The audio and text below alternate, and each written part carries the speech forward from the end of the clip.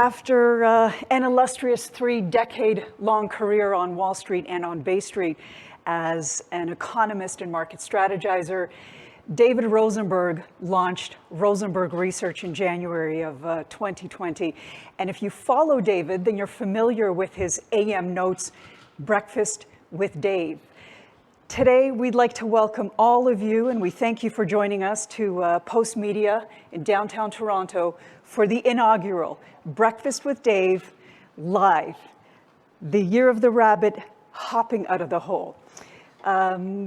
David is going to start off the program with a presentation followed by members from David's team at Rosenberg Research.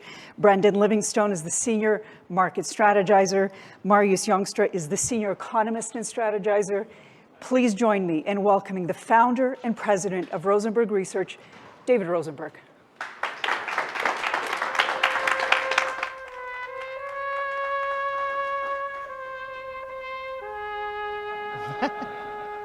Ominous music.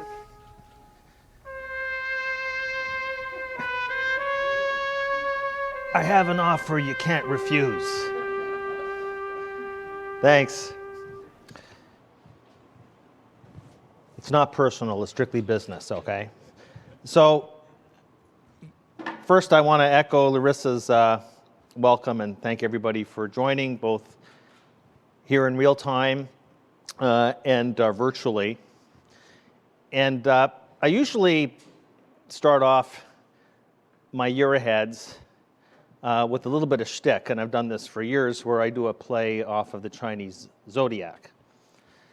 So the shtick this year is about the year of the rabbit. And for people that are dying to turn bullish on equities, our models are actually saying that you will get that opportunity of the equity rabbit jumping out of the hole. My presentation is more about inflation. And I think the inflation bunny is going back in the hole. And I'm going to take you through the reasons why. And that's the reason why I am still, and our models are still cyclically bearish on equities, less so than they've been. But we are getting a lot of help from a relative valuation perspective out of the bond market. And that is necessary. If you are turning bullish on stocks or want to buy stocks, you need the bond market to hold your hand first. You need bond yields to go down to reestablish a more appropriate equity risk premium that we could then say, we like the risk reward attributes in the equity market. And I think that by the end of the year, we're going to be there. I plan, by the way, this so-called perma-bear, which was never a fair label to me anyways, but you know, what can you say? You can't take John Wayne out of the Westerns and put him in a romantic comedy. So I accept that label as a perma-bear, but I'll tell you, this perma-bear probably will turn bullish in the second half of this year before anybody else does. And you folks will be the first to find out, or at least you folks that are clients of ours. But in the interim, I have been, if you noticed, very bullish on bonds. I never relented on the view on bonds, despite the fact that the bond market flew in my face last year. Not the first time that's happened. But now things are starting to come our way, and come our way for the right reason. Now, what I'm going to say is this, okay? Last year for equities was the year of the multiple contraction because of the Fed, the Bank of Canada aggressively raising interest rates. And this year is the year where we see the lags of the interest rate increases percolate through the economy and earnings. So I'd say that we're probably past the halfway mark of this bear market in equities, but we're not quite there yet. But what I'm really encouraged about is that the inflation dragon has been slain. And that's important because 2024 is the year of the dragon. And I can't believe that there's still people out there that are still debating soft landing against a recession. You know, I get blamed by people. They say, oh, you redefine transitory when it comes to inflation. You redefine transitory. Transitory has no time definition. I didn't redefine anything. Transitory means non-permanent. The inflation actually was non-permanent. So transitory, I hold my, us transitory people we were pasted last year. What a bunch of fools. But actually, I would say 18-month inflation cycle, as pernicious as it's been, 18 months in the overall annals of economic history, is transitory. And these people that are accusing me, because when you're out there and you have your Twitter account and you're almost inviting criticism, but I'm told that, I redefine transitory, and here I'm finding people saying, oh, it's going to be a soft landing. It'll be a mild recession, but a soft landing. No. A mild recession and a soft landing is slower growth, which we've already had. Now, I don't pretend to know if the recession, which is so evident, I sift through the data every single day. Yesterday was a watershed. Do you see what happened to the stock market yesterday and the bond market? Why? Because we got horrible retail sales numbers in December, horrible industrial production numbers in December, and a massive downward revision to November. And people have to know, because they say, well, we have the resilient labor market, that if industrial production got revised down sharply in November and got clobbered in December, retail sales, industrial production, you have to know that there's going to be some hefty downward revisions to the non-farm payroll report. Because that's the last line of defense for the people saying, but look at the labor market, look at the labor market. Big downward revisions coming. So the recession is either here or it's coming, and it's not a permanent feature. Recessions, by the way, are transitory. 15% of the time, historically, we're in a recession. 85%, we're in an expansion. If you're just buy and hold for my children, my grandchildren, great-grandchildren, that's fine. Don't worry about the recession. But if you're an active manager, if you don't want to claw your way out of a bear market for 2 years after it ends, then you want to pay attention to the business cycle. But I'm going to tell you right now, I see a recession coming, and I'm going to tell you the recession is going to be transitory. Inflation came, and inflation was transitory, and that's what I want to settle is that debate. As I conjure up my favorite mentor of all time, Bob Farrell. You folks know who Bob Farrell is. Now, this is going to be a bit of a pitch, but I want you folks to know, everybody to know, that I want you to mark down April 13th, 4 p.m. in your calendar, and I'll tell you why. I got Bob Farrell, I got Rich Bernstein, I got Chuck Clow, I got Gary Schilling on a panel, and it's going to be called the Merrill Alumni Roundtable.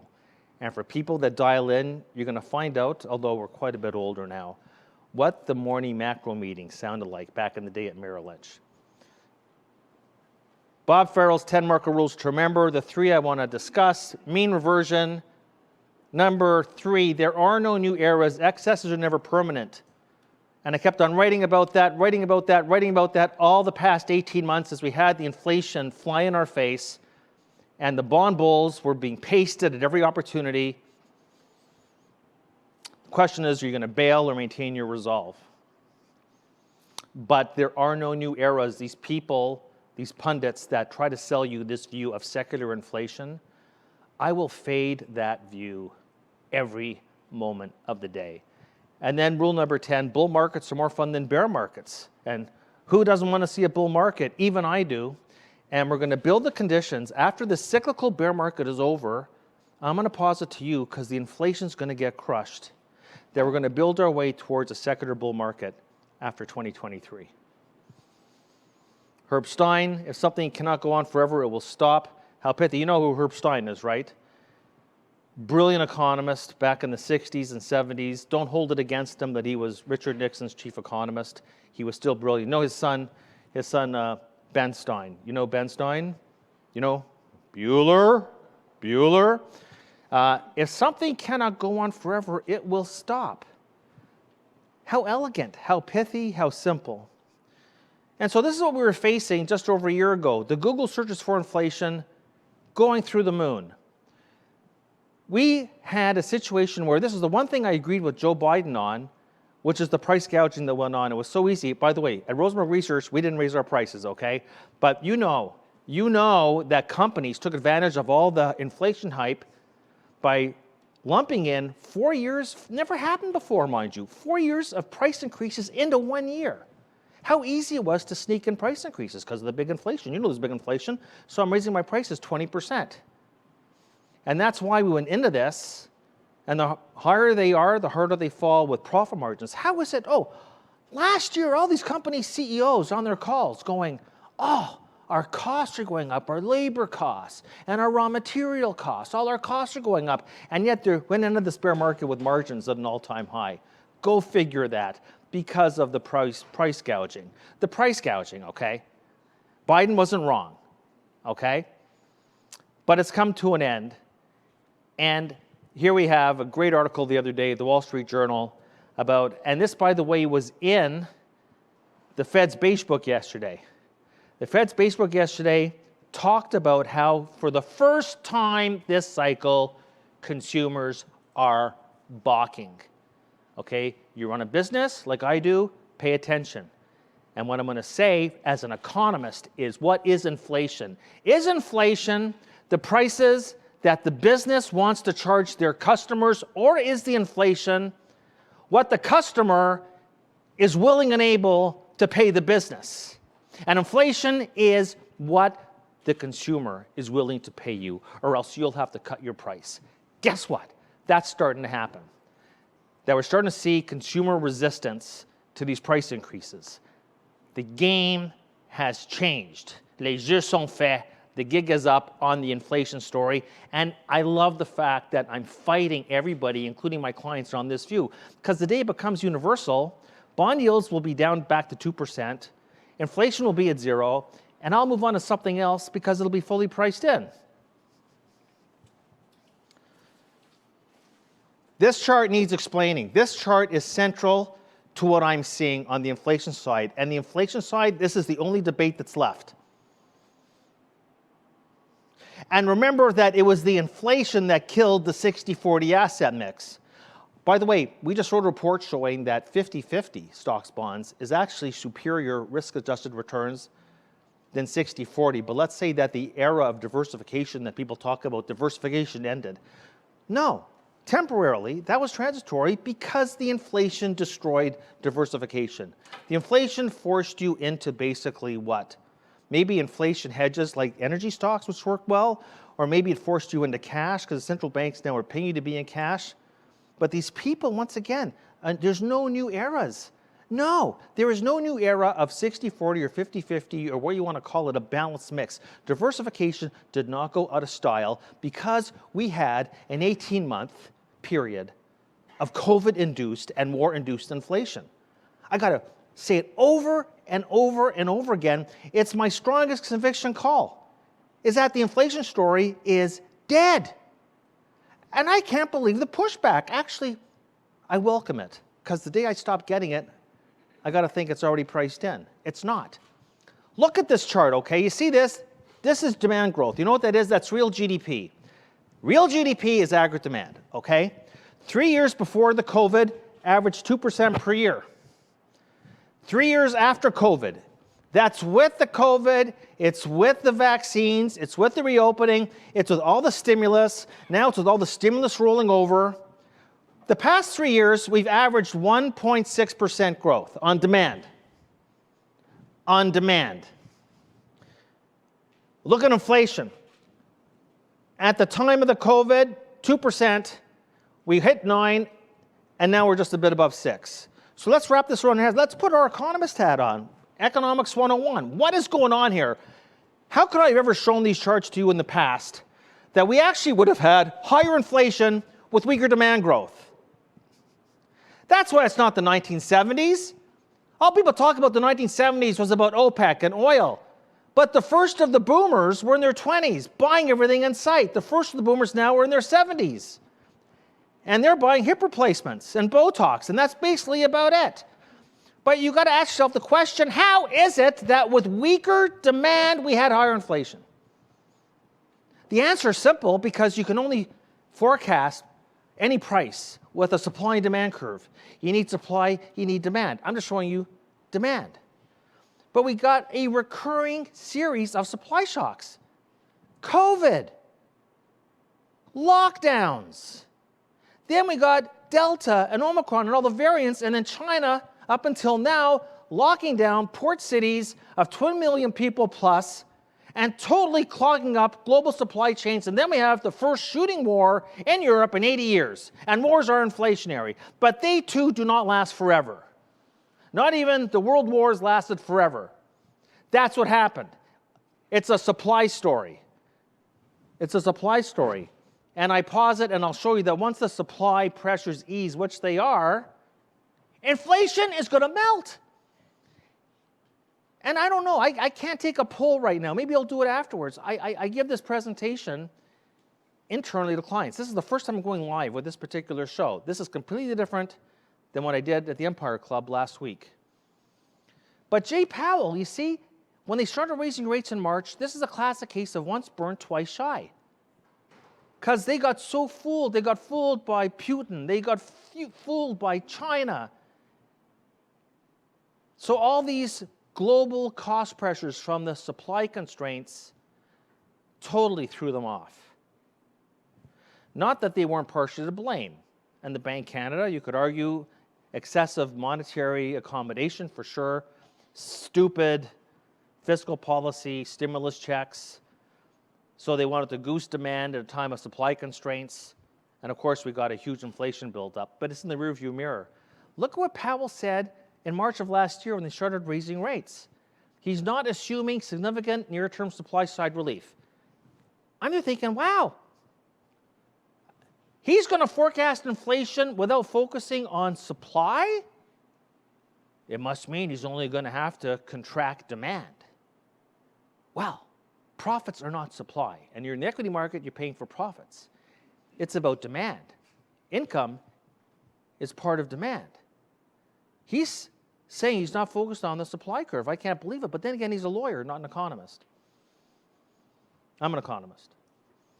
You know what they say about an economist and a lawyer at the bottom of the ocean, right? You know what they call it? A good start. But in any event, he's not focused on supply.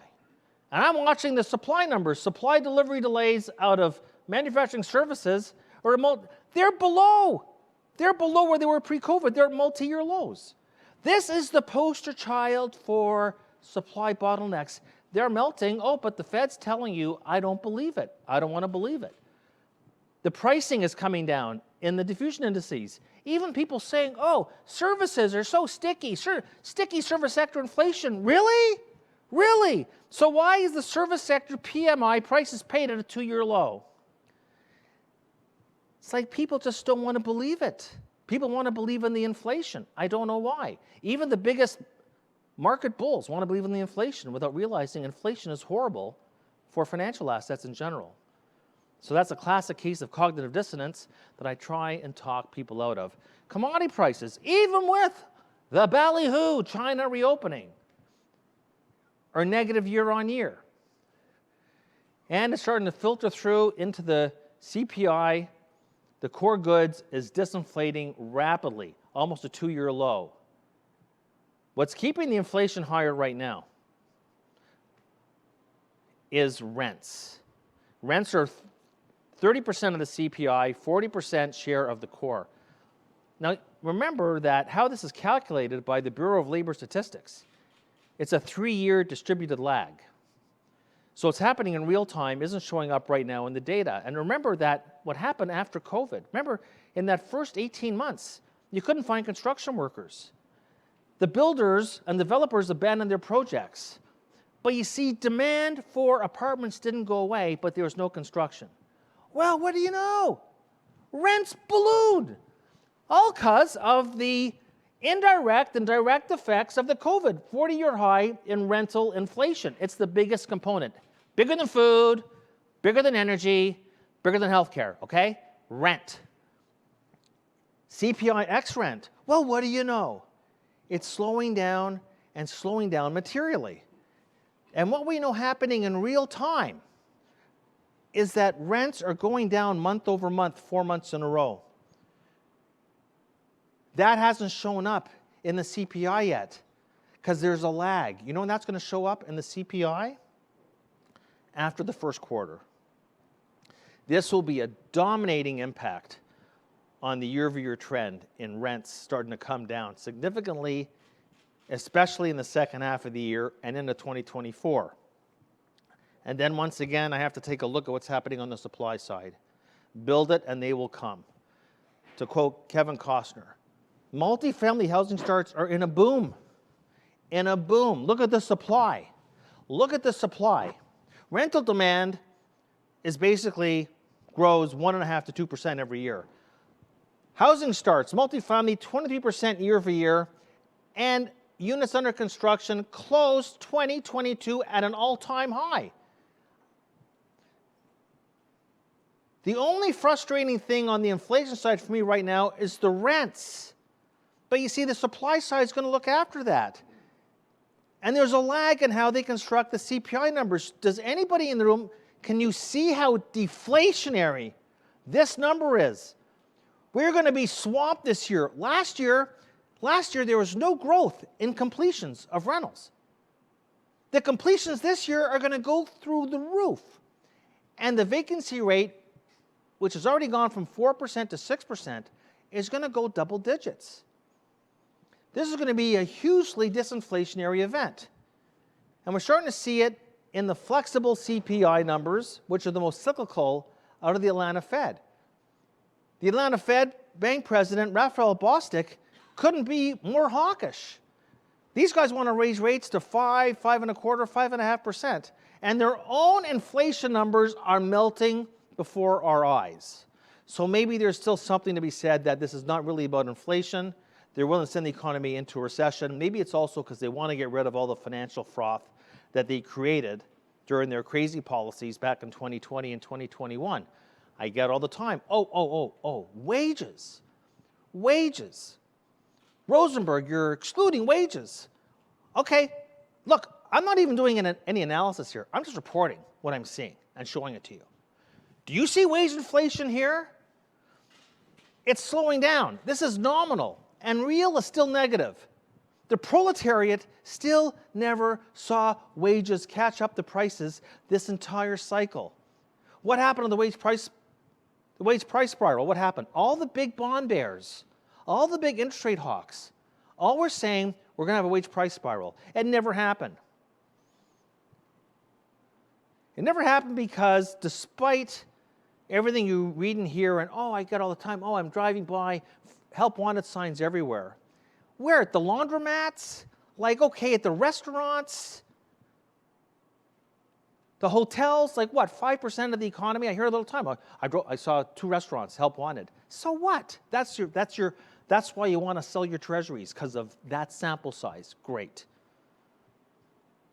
This is not the 1970s. 1970s, you had a wage price spiral. Didn't happen this time. Not just that, but look what companies did during the COVID. They automated like crazy. And I'll tell you that the capital labor ratio, and I know I'm sounding like an economics professor here, the capital labor ratio is higher today than it was pre-COVID.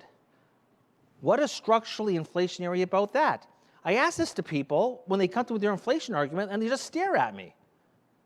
Meanwhile, the leading indicator, yes, we had a big run-up in wages. Absolutely. Okay? Burger flippers, busboys, bell captains, they got, and they deserved it. Okay? The unskilled, and now it's rolling over. Now it's rolling over. And this is a leading indicator for wages.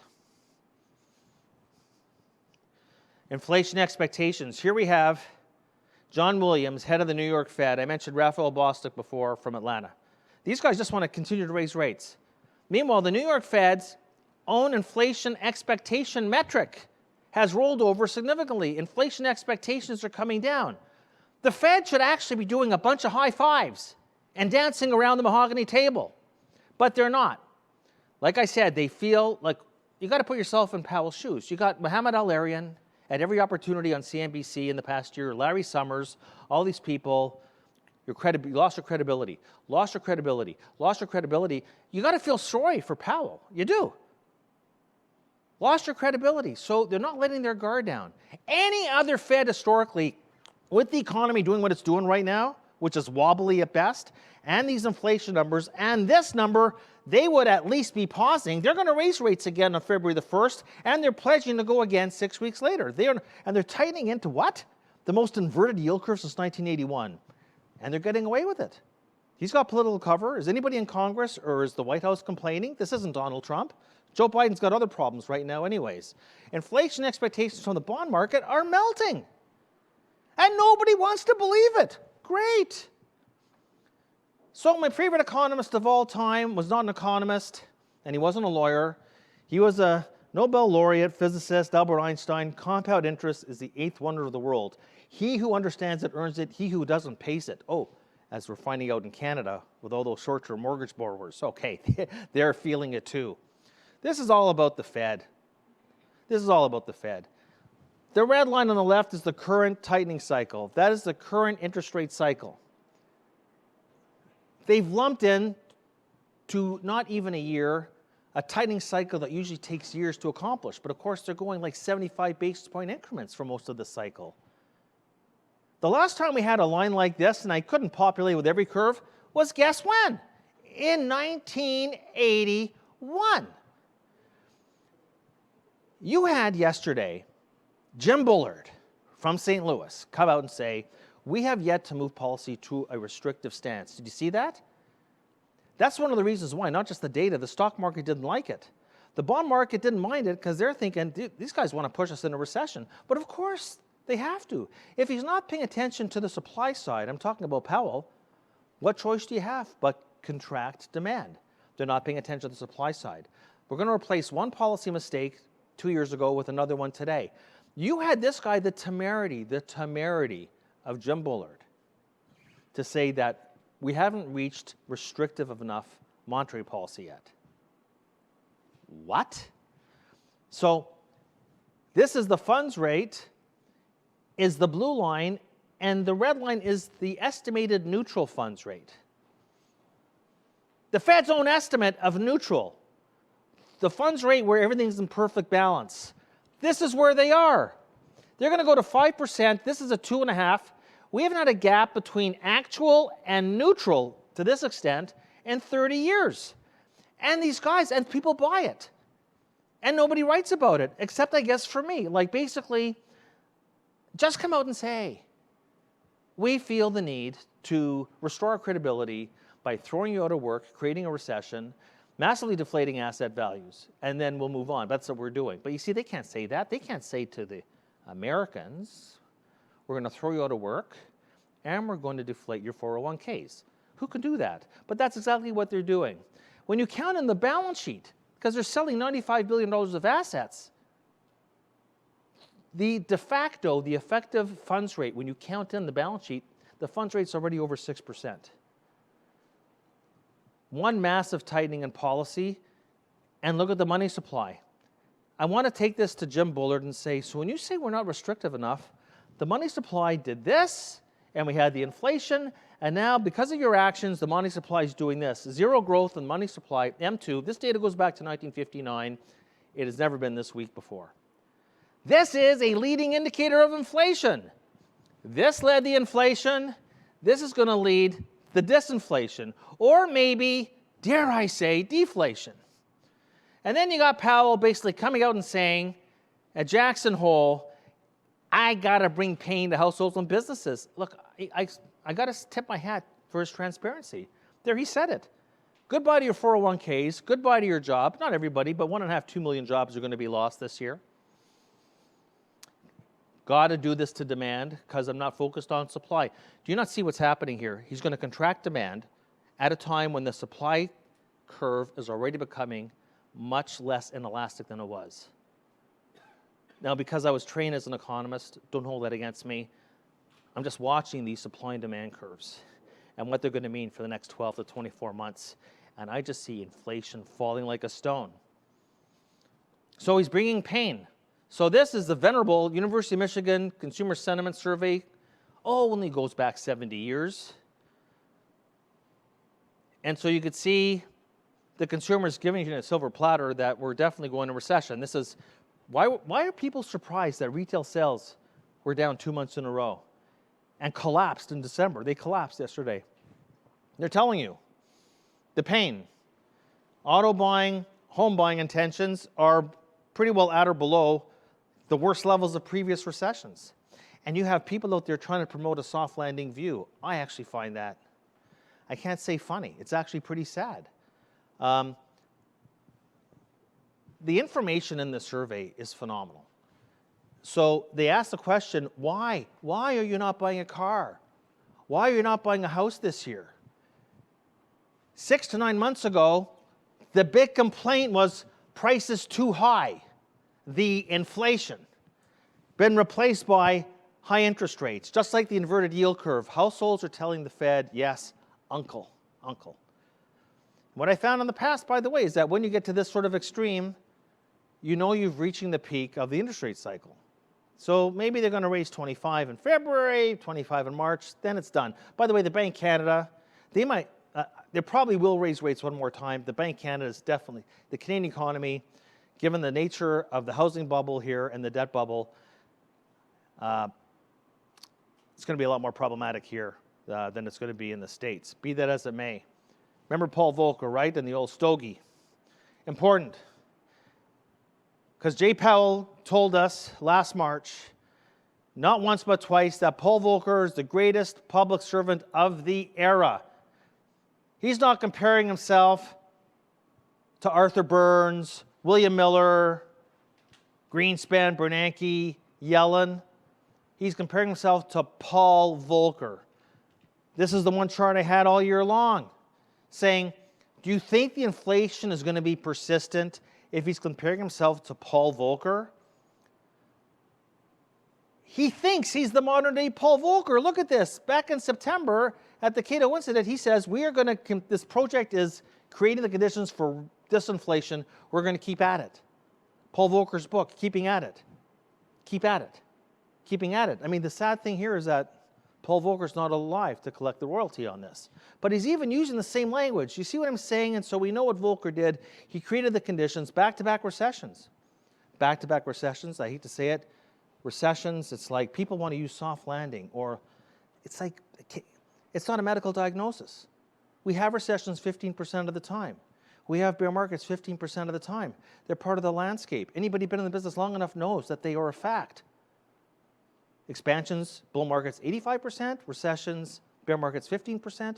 Okay, they're just a fact. It's not an opinion. But people, what is it about people that to say, they don't even say recession, the R word, the R word. It's interesting, right? Commentary on human behavior. If I had a happy view, constantly, I would just call my firm Rosenberg Circus. But it's Rosenberg Research, and it comes down to analysis, and it comes down to a sense of history, knowing your history, knowing how patterns reemerge, the cycles reemerge. Every cycle is different, but they have a lot of similarities. So we had a 3-year bear market in equities that ended. By the way, the Powell put, the Volcker put was 8. I don't think we're going to get that bad. And then once the inflation got low enough and the Fed felt comfortable enough to sanction lower interest rates, look what the stock market did in the 80s. In the next 5 years, we more than doubled. That's what I'm talking about. I will be going with this chart all year long. Keep in mind, this is going to be a rough year. I'm not saying it's not going to be rough all year long, but a good part of the year is going to be rough. But once the inflation goes down, stays down, the Fed feels comfortable, and it's proven that this was transitory at different valuation levels, indeed. We would have taken out the financial froth like we normally do. That's the good thing about recessions. They're cleansing. They're cleansing. So long as, as my grandmother always said, forewarned is forearmed. So long as you're aware to carry the umbrella, we'll be okay. This year will be another rough year for a good part of it, but I think the seeds are being sown for a much better future because he's comparing himself to Paul Volcker. I sort of like that. And then we had a multi-year decline in bond yields. So I would say that the longer run outlook is pretty positive. The near-term outlook, not so.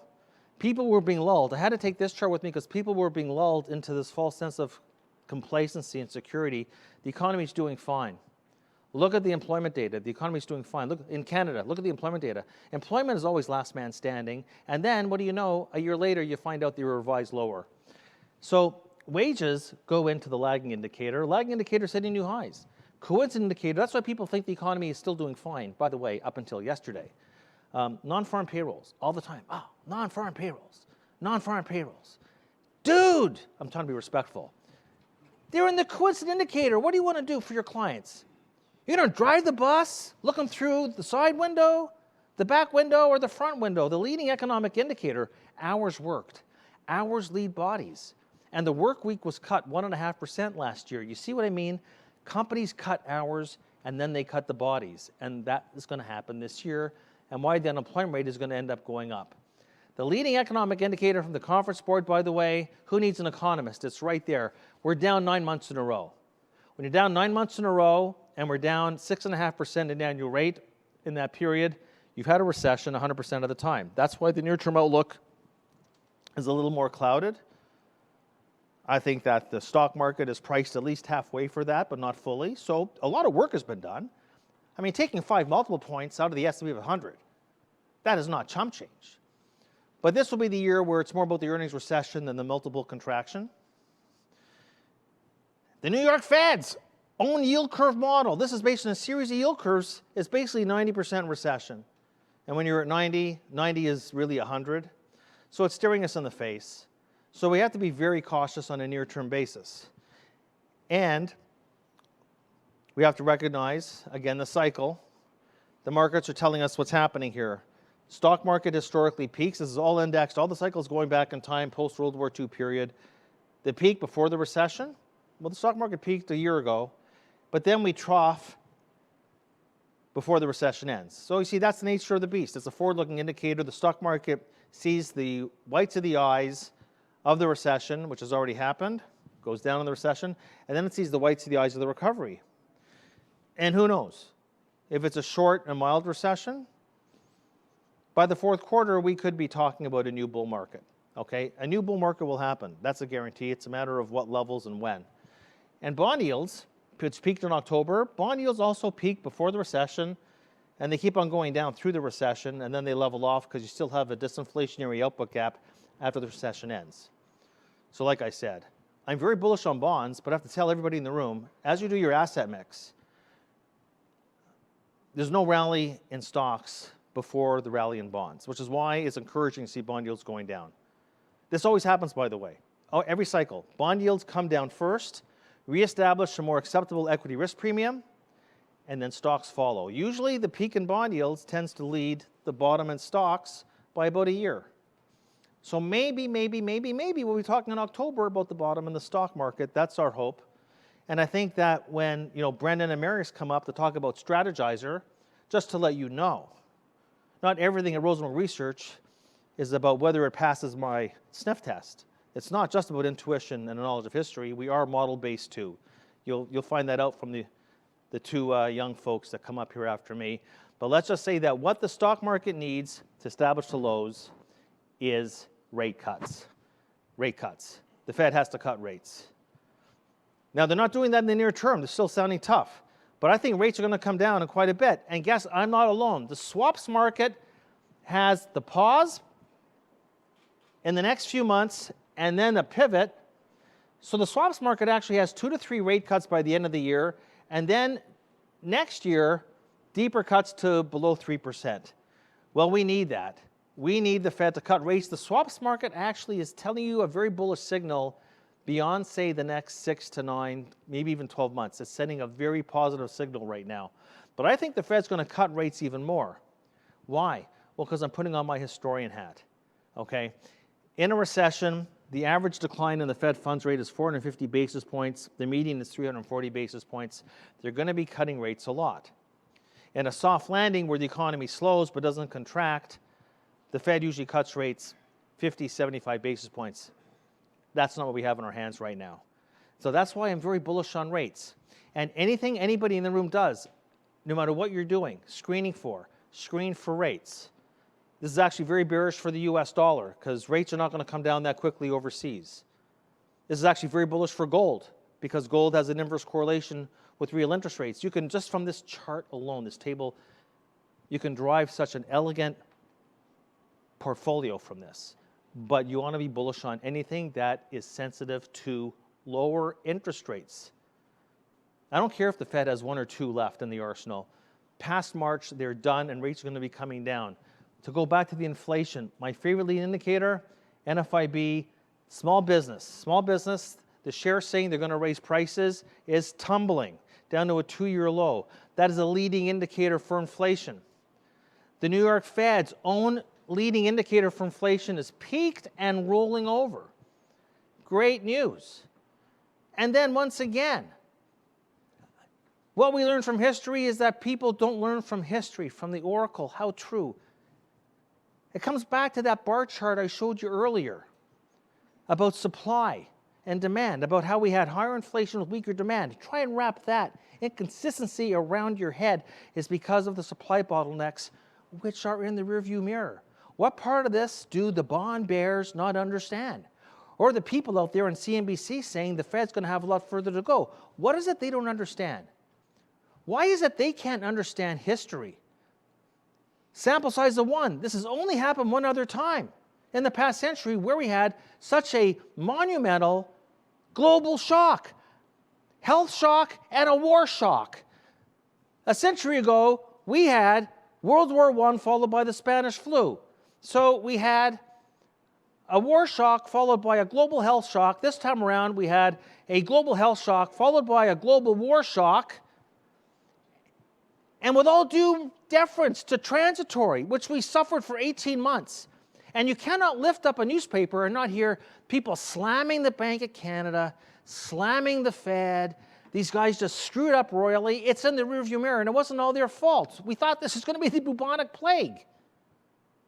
We had 4 years of double-digit inflation. 4, not 18 months. And inflation didn't go to 9%. It got to double digits. 4 years. And I would posit that 4 years is still transitory, and I got news for you. I got proof. Because when you go and read The Great Gatsby, which got published in 1925, not a bloody word about the great inflation. So I'm going to say, 2, 3, 4 years from now, we will not be talking about the great inflation anymore, okay? I had Danny Blanchflower. I highly recommend. I was overwhelmed with responses from the webcast I did on Monday. And it was a delayed response because it was Martin Luther King Day. And I had David Blanchflower, Danny Blanchflower, on my call, who used to be at the Bank of England. He now teaches at Dartmouth College. He is the world's renowned labor market specialist. He's on the NBER, the National Bureau of Economic Research, which actually dates the recessions. I asked him, when do you think the recession's starting? You got to go back and look at the webcast. And he says, oh, Dave, with the revisions, it's going to show it started in October. What? You mean October this year? No, it already started in October. That actually is not bad news because it means that we've already made some headway. He comes up with this chart, which I replicated, Danny Blanchflower. These are the seasonal adjustment factors have been so screwed up because of COVID. He just has the raw numbers on the month-to-month percent change in the CPI. It goes to December. You see these numbers, 0, 0, 0.2, 0.4, negative 0.1, negative 0.3. That's actually what prices have done before the statisticians get their fingers on them and do the seasonal adjustment process. Do you know that for all the talk about the inflation, the Fed barking, higher rates, because they're still so sensitive about their credibility. It's rather incredible that they're going to save their credibility as they destroy the economy. Interesting. Since July, the past 6 months, do you know that inflation's been 0? Inflation has averaged 0, and I still got these people talk inflation on the brain. So you see, we went from 9.1 on the year-over-year to 6.5. And what I'm going to tell you is that if we continue to replicate what's happened in the past 6 months, and we haven't even seen the rental kick in yet, do you see what I'm saying? This is just pure arithmetic. We're going to 0. All those people who say, oh, it's going to be sticky, it's going to be sticky, it's going to be sticky, service sector is sticky, wages sticky. I'm telling you, in a year's time, inflation is going to be 0. Great news for bonds, and with a lag, it'll be great news for stocks. What's Powell up to? He's actually trying to pave a much brighter future for us because it's called the evil eye. Inflation is the evil eye. We're getting past this inflation cycle. We're going to rebuild to better valuations, reduce the stupid froth in the markets, which includes housing. But you can see for yourself, what is it they're trying to do? Short-term pain for long-term gain. Everything from real wages to GDP to business consumer sentiment to the market multiple. The S&P, bond returns, all negatively correlated to the evil eye inflation. And I think that the jury rests, the defense rests on the outlook for inflation for the next next few years. So be mindful that at some point the Fed's going to pause, pivot, cut rates aggressively, re-steepen the yield curve. If they re-steepen the 2-10s curve, which is now negative 70 basis points, we get the equity risk premium closer to 400 basis points to 200 basis points. I'll tell you right now, we get to those metrics, and I expect to see this by the fourth quarter. Perma bear turns into perma bull. You heard it here first. Okay, I'm done. I don't even know if I went over. I don't have a timer. Am I good? Are we good for time? Yep, I think so. Okay, so I'm going to introduce Brendan Livingston, and after Brendan, Marius Youngstra will come up here, and these are my market strategists, and they're going to talk a lot about our latest results from the Strategizer model, which actually have turned quite a bit less bearish in the past couple of months, but still very constructive on the fixed income market. But I'm going to leave it up to Brendan and Marius to take it away. So it's all you. Thank you very much, folks.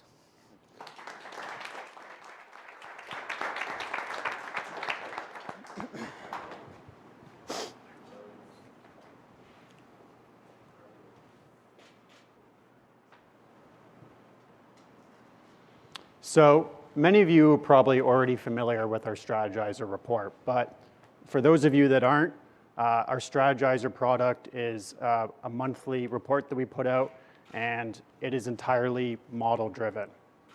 At its core, Strategizer is best thought of as a risk management tool, providing expected return forecasts over a one-year horizon across all the major asset classes.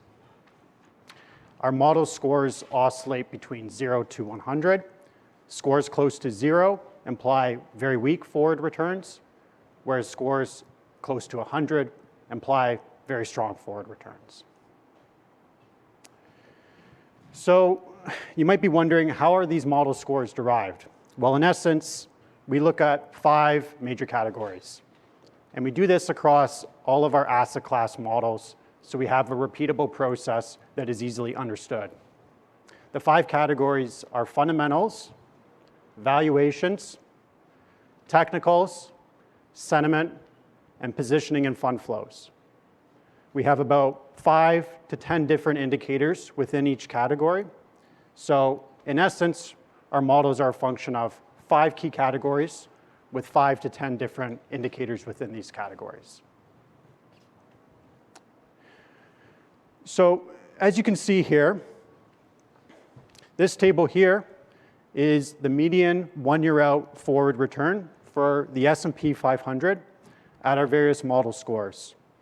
So we put a box around scores less than 20 and scores greater than 80. And the reason for this is that these extreme model readings are really what we're looking for. This is another way of showing how our conviction increases at the more extreme model readings. As you can see, when our US equity model has had a score below 10, the S&P 500 on a one-year out basis has been positive only about 40% of the time. Now this might seem like quite a lot, but it's worth keeping in mind that in our sample period that we looked at, the market was higher, the S&P 500, on a 12-month basis about 3 and 4 times. So we're looking at quite a significant drop-off. Conversely, when our model score has been above 90, the market's almost always been higher. As you can see, about 97% of the time, the market's been higher 1 year out.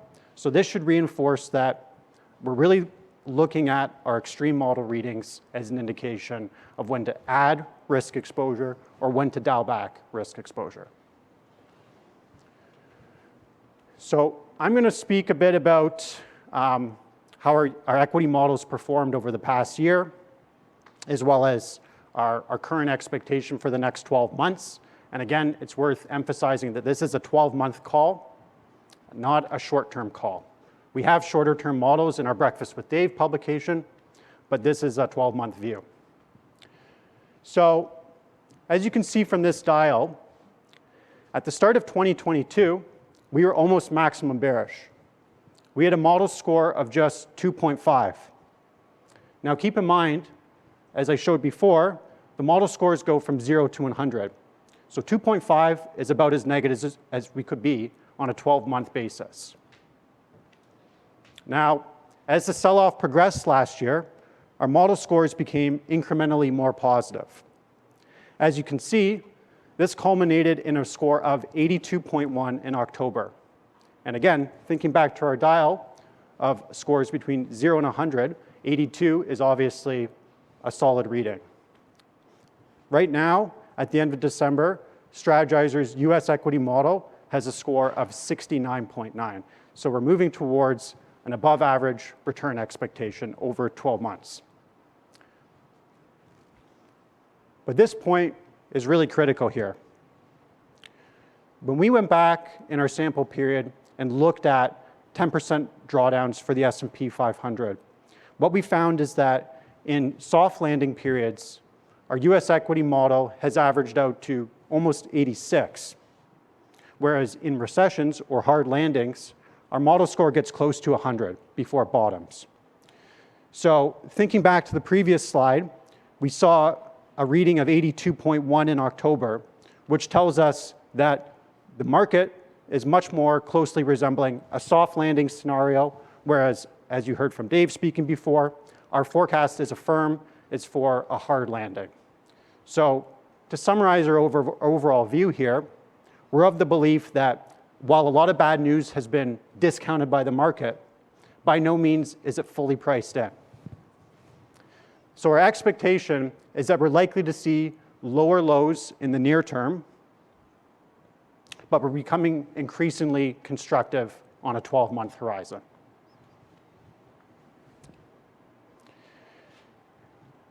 So our sector picks, the way we calculate them is a little bit different than how we calculate our headline model score.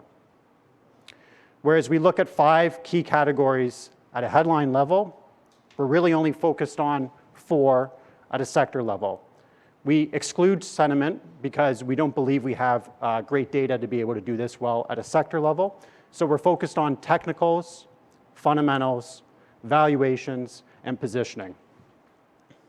In addition, in contrast to the headline model score, which is 0 to 100, we simply just rank each sector from 1 to 11 because there's obviously 11 sectors within the S&P 500. A score of 1 implies that the sector ranks the best on that one category, and a score of 11 implies it ranks the worst. Next, we take their average rank, equally weighted, and then we come up with an overall ranking. Our general approach is to take the top 4 sectors, overweight those sectors, so that would be overweight relative to a benchmark, like the S&P 500. The next 3 sectors would be market neutral weights, and then the bottom 4 sectors are market underweights. So right now, as you can see, our top sectors are generally a mix of value-oriented sectors, as well as some defensive sectors. This was our theme last year, and it served us well, and we think it will continue to do so, at least for now. In terms of our performance last year, this is perhaps what we're most proud of. Our top-rated sectors at the start of last year, if you had just had a portfolio of those 4 sectors and held them 25% weight each, they would have returned for the S&P versus the S&P 500 3%, whereas the S&P 500 was down 20%. Equally as encouraging, our underweight sectors collectively were down almost 30%. So the spread between our top-rated sectors last year and our bottom-rated sectors was almost 30 percentage points. Our Canadian equity model, right now we have a very similar view as we have on the US market, but with one important distinction. Whereas we started last year with an almost max bearish reading on the US equity market. Remember, it was a score of 2.5 out of 100. Our Canadian equity model was, while expecting below average forward returns, the score was considerably higher at 40.3. The reason for this is that in contrast to the US equity market, the Canadian stock market was a lot more attractively priced. Now, with the benefit of hindsight, we were validated in terms of having a more constructive view in the Canadian equity market than the US equity market, because in 2022, the TSX only fell about 9%, which was about 11 percentage points better than the S&P 500. Similarly to what we're seeing in the US, as the sell-off progressed last year, our model scores became increasingly constructive. Again, it's worth emphasizing that these are 12-month views. And we saw our model score ultimately hit 88.1 in October. But again, if we think back to our slide about the sort of readings we need to see for a recession to be fully baked in, we're not there yet. 88.1 still much more closely resembles a soft landing market trough. Like in the US, our top-rated sectors in Canada are a mix of, again, value-oriented sectors and defensive sectors. Energy and financials, while clearly at risk from slowing economic growth, have the benefit of having dividend yields between 4 and 5%. In our view, this is a very attractive attribute, especially in what we expect will be a challenging market environment for the first half of the year.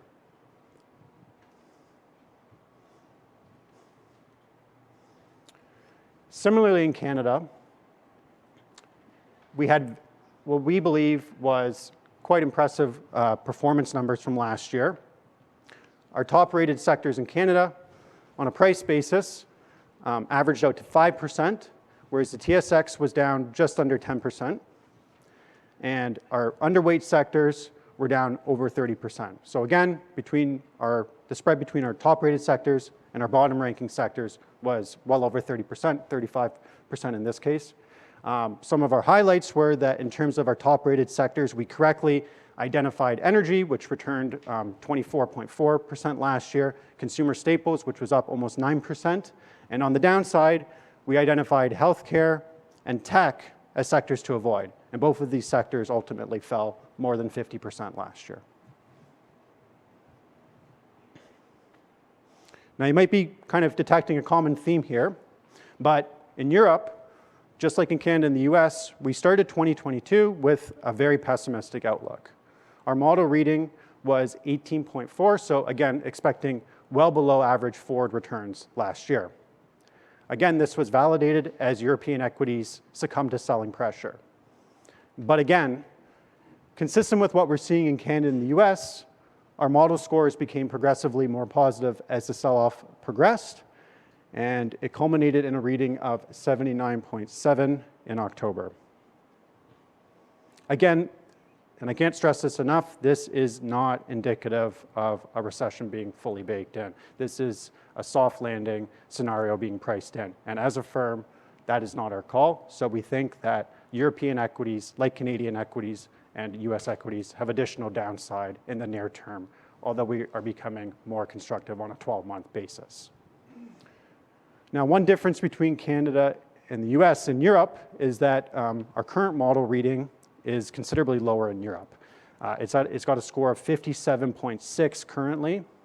And this is largely a function of the fact that stagflation risks are the highest in Europe of any of the regions we track. And stagflation is generally a very toxic environment for risk assets.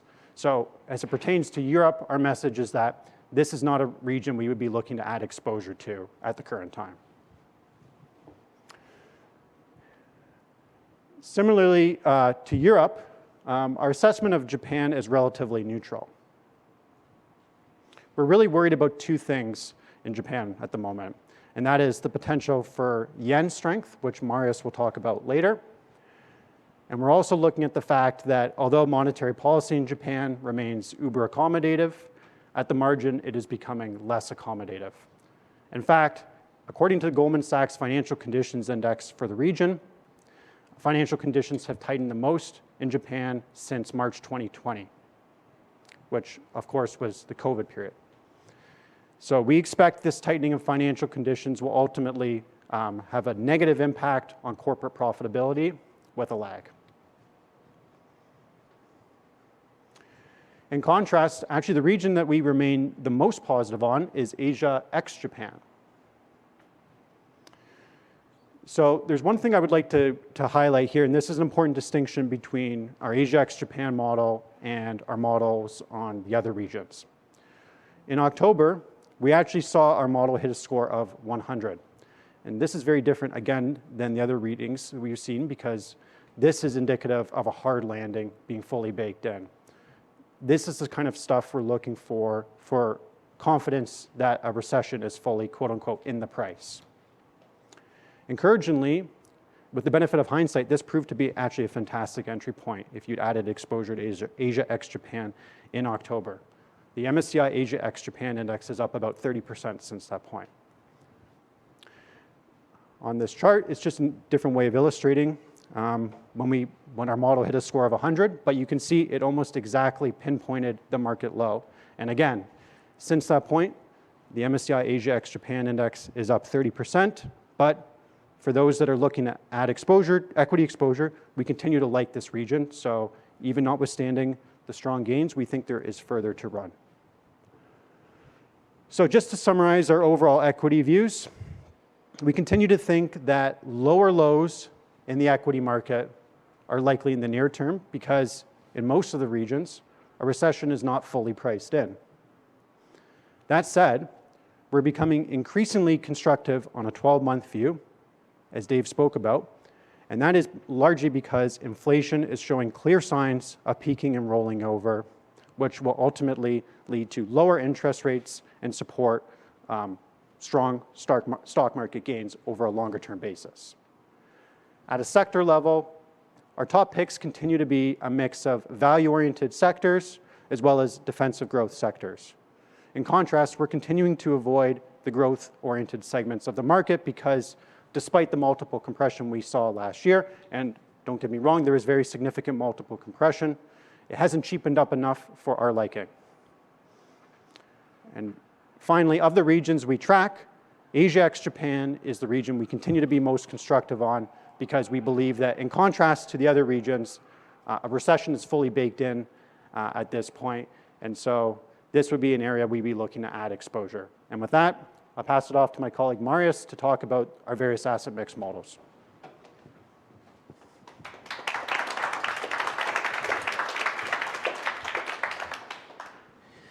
All right. Good morning, everyone. So as mentioned, my name is Marius. I'm a co-author of Strategizer. And I'm basically just going to finish up going through our models here and then end up discussing our latest tool, which is an asset mix, asset allocation tool that we are recently launched and which we are excited about. So moving on to the Treasury bond duration model, we headed into 2022 with a neutral outlook on duration. With the benefit of hindsight, this was admittedly one of our more disappointing years for this model. But that view at the time was basically driven by two diverging forces. We certainly started to see the rise in inflationary pressures on the upside, which is certainly conducive to not owning long-dated treasuries. But we were starting to see a peaking and rolling over in the data. And so that is obviously supportive of owning long-dated treasuries in the portfolio. So these two push and pull forces we started the year with a reading just right at the halfway point there, 51.2. As we progressed, that peaking over and the economic data really started to take over and drive our model scores. So we moved to quite a big overweight reading there. You know, we got mid to high 80s, 2 of those 3 months between March and May, and then in April, the big one at 96.2. The reason, obviously, the Fed's reaction function and how it decided to push interest rates higher at such a rapid pace. And so so far the market, certainly moved against us, although in these last few months we are starting to see that come back.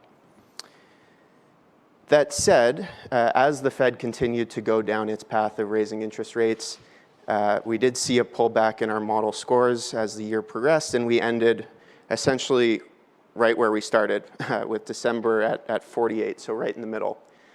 But this time, it's the diverging forces, or what's driving this neutral view as we head into 2023. It's not the same as it was to end 2021.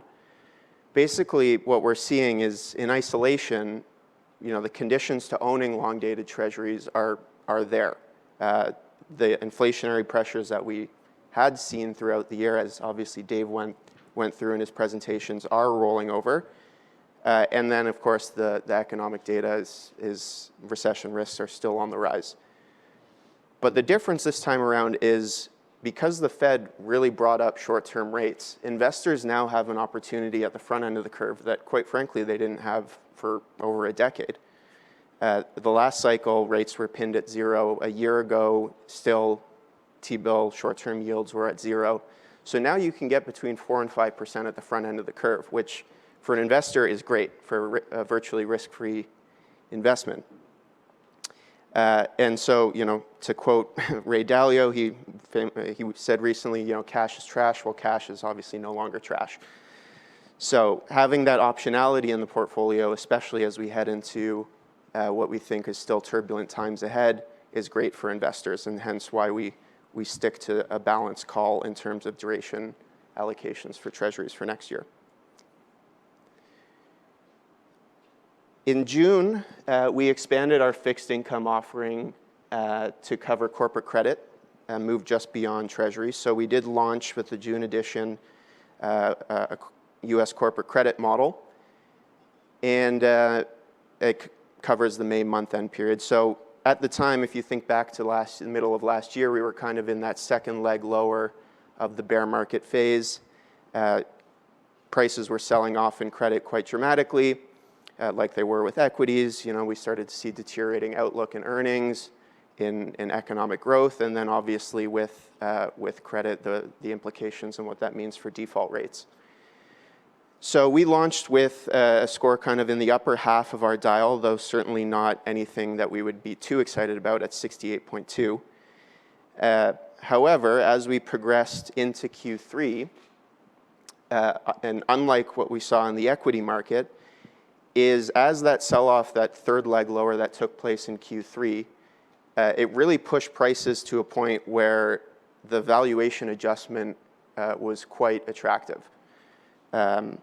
So what we saw is that the downside risks were much more embedded in current prices in the credit market than what we saw in equities. I mean, we ran the numbers at the time, and the high yield market was pricing in for something like a 5 or 6% default rate over the next year, which is a considerable difference from, at the time, the actual default rate was 1.5%. So a lot of downside risk was being priced in, and as a result of that, we saw 3 of the 4 months there with mid to high 80s on the credit model, which is, especially when you get repeated readings like that, is a very good signal.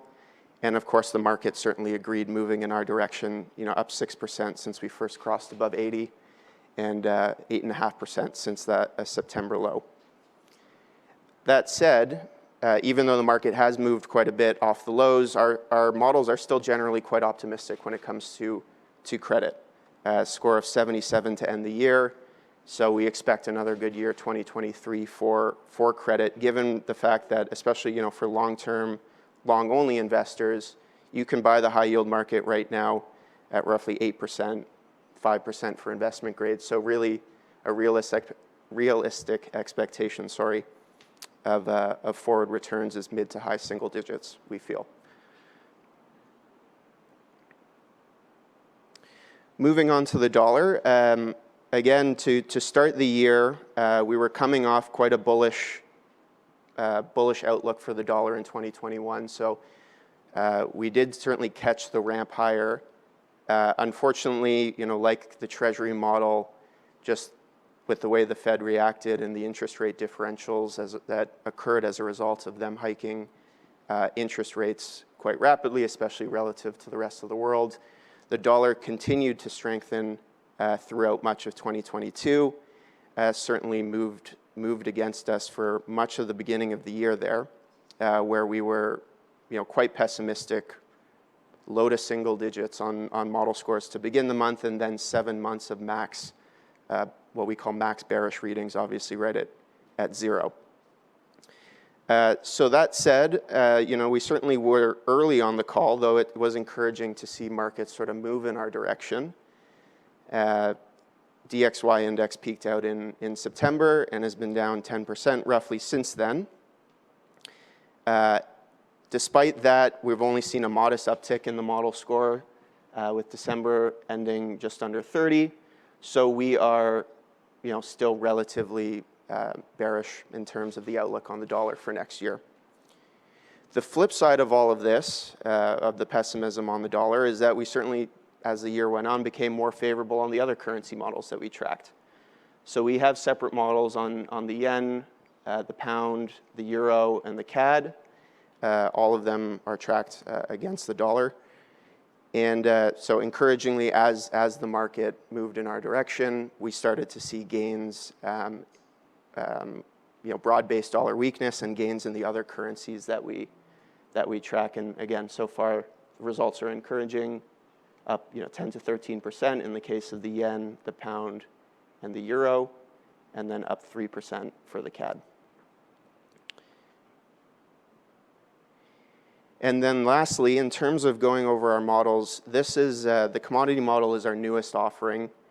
It was launched in August of last year, so covers the July month-end period. And when we launched, we were coming off a period of significant ramp up in commodity prices, right? So that started in 2021, and it was exacerbated at the beginning of the year following the Russia's invasion of Ukraine and all the supply dislocations that happened with that. And then so by the time we launched, prices had already started to come back down in the CRB, which is what we track for this model.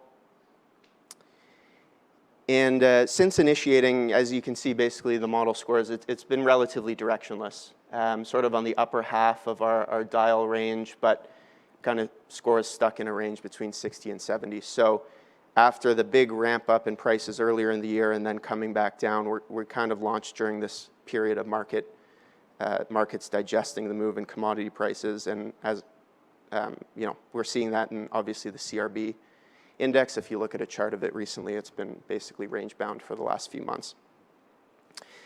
But again, here, these sort of neutral scores on commodities for the outlook is being driven by two diverging forces. So, as we've gone through with Dave's presentation, clearly recession risks are on the rise. With that comes weaker implied demand growth for commodities as economies slow around the world. But that said, our models, especially when it comes to tracking supply and demand balances, are still picking up on quite a bit of inventory tightness. So we are seeing sort of supply-demand not being as loose as it may be in prior periods when entering recessions, which means when it comes to our outlook, obviously, yes, the price, you don't generally want to own commodities heading into an economic downturn. But given the challenged supply-demand backdrop, we think that the floor would be higher, certainly this time around, than compared to the past. Also working in favor of commodities is our US dollar call. So insofar as that's correct, and we see further dollar weakness, that will help support commodity prices going forward. And while we do track the overall CRB index, we have the ability to break out individual commodities. And so for those that are curious, in recent months, we've had a favorable view on precious metals, so both gold and silver, as well as natural gas, especially involving its most recent after its most recent sell-off. So that wraps it up in terms of going over our models. What I'm going to do next is spend some time talking about our newest tool, which is an asset allocation tool, which Brendan and I developed and launched recently And really, this was in response to a lot of questions we get from clients asking us, how do we implement what you're saying in our portfolios? Obviously, there's different ways that you could go about it. If you are only interested in maybe one or two of the models, then really you just pay attention to those scores and what they're doing and what it implies for forward returns. But we wanted to come up with a more holistic tool for those who maybe wanted to build a simple portfolio.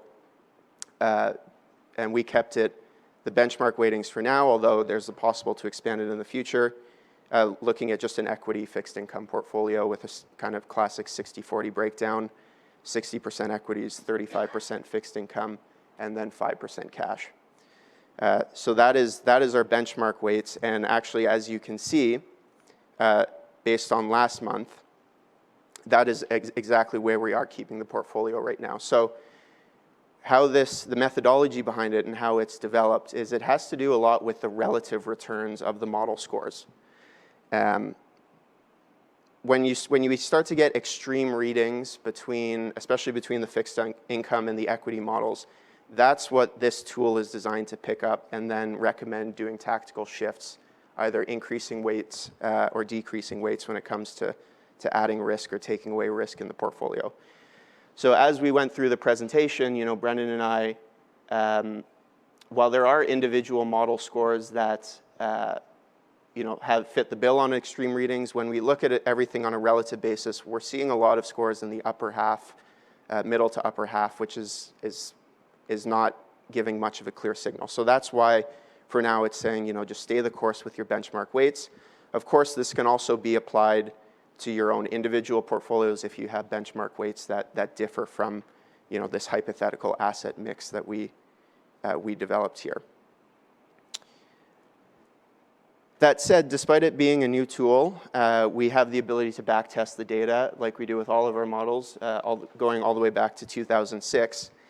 And really, we think this chart speaks for itself. So when we break down the historical returns between, say, an all-equity portfolio or a static 60, or in this case, 60% equities, 35% bonds, and 5% cash portfolio, without making any tactical decisions on increasing or decreasing risk, and then compare it to our tool, which is there all the way on the right, basically what you get is equity-like returns, roughly 7%, with significantly reduced volatility. That's not much different from just a static weighted benchmark there. So again, while it is a new tool for us, we are encouraged by the back-tested results here, and that it can provide good value to clients going forward. And then second last year, we just wanted to give an example of what this tool would have looked like at recent turning points. So this is March 2020. Certainly following the COVID sell-off, we were getting a lot of extreme readings in our model scores. What this tool was telling us was it was a great time to dial up risk in the portfolio. So we went all the way to our max overweight benchmark for equities at 80%. We took fixed income weights down to 20%. But within fixed income, we would have had more of a tilt towards corporate credit, high yield, versus risk off like treasuries or higher grade credits. And then cash was obviously 0, so we were fully invested. And then lastly here, this is an example of what it would have been like heading into this year. As Brendan described with the equity portfolios, certainly we were seeing a lot of deterioration in the outlook. So we would have, we would have pulled down on risk, brought our equity weights down to 45%. Fixed income would have jumped up to 45%, and then of course within fixed income would have been a bias towards treasuries and investment grade credit versus high yield, and then cash was brought up to its max weight at 10%. So that concludes this sort of overview on Strategizer. What are we? Yeah, we actually have a bit of time for questions. Okay. So if you're in the audience, just simply raise your hand and we'll call on you. And if you're here virtually, just submit the question and we can answer it as best as possible.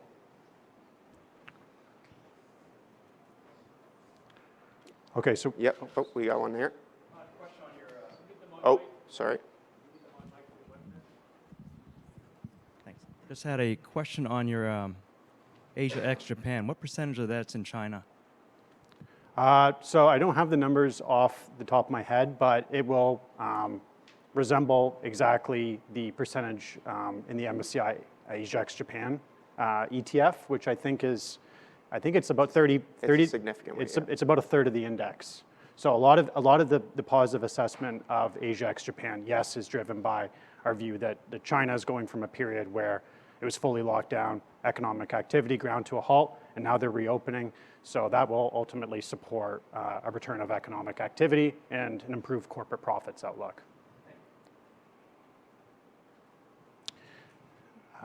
Oh, My question is, do you guys have, does your Strategizer model, does it only track quantitative metrics, or do you have some sentimental metrics in there as well?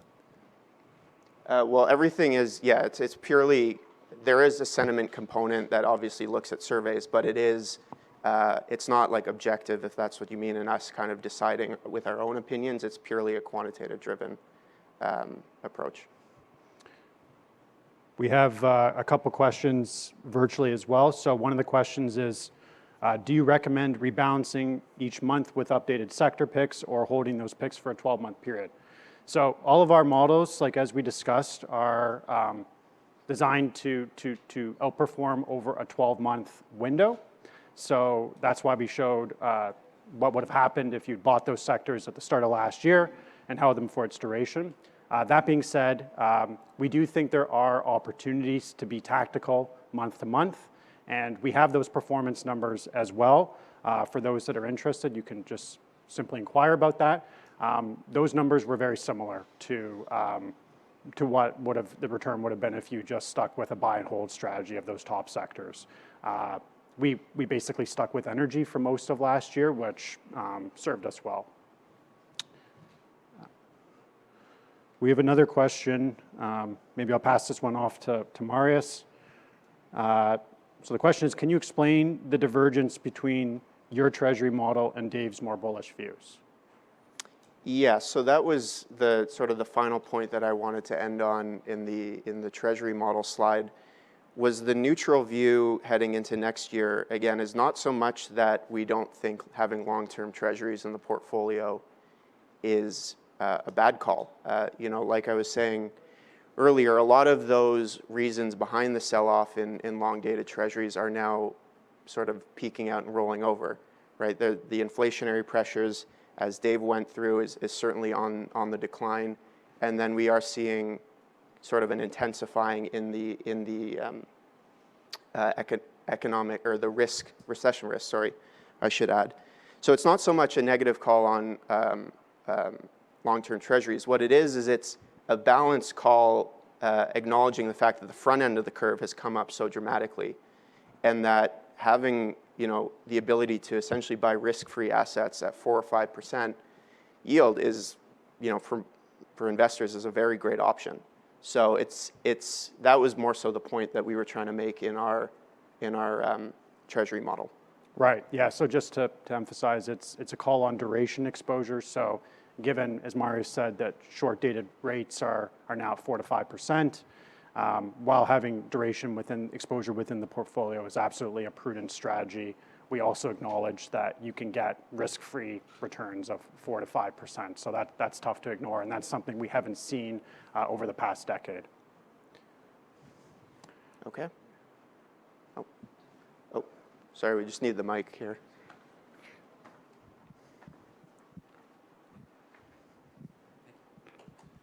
What does your model of the Canadian dollar look like for the coming year? You want to take that one?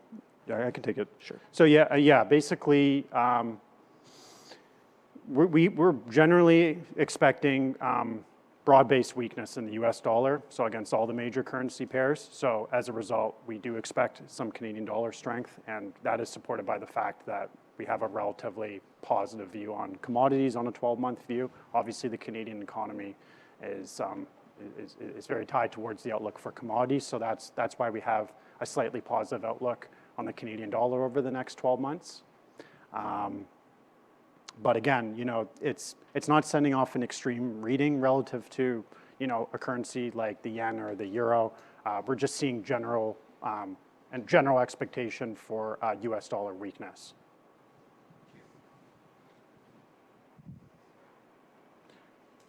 There's a couple more questions.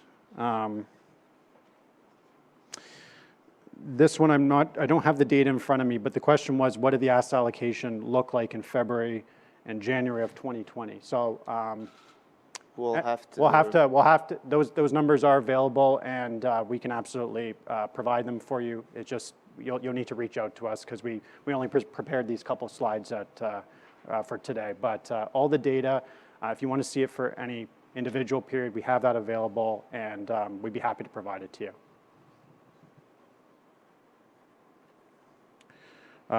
Got one last question here. Does Strategizer offer models on Canadian only equities fixed income? We do have a Canadian only equities model. We showed that in today's presentation. That's based on the S&P TSX. We also have our sector calls for Canada.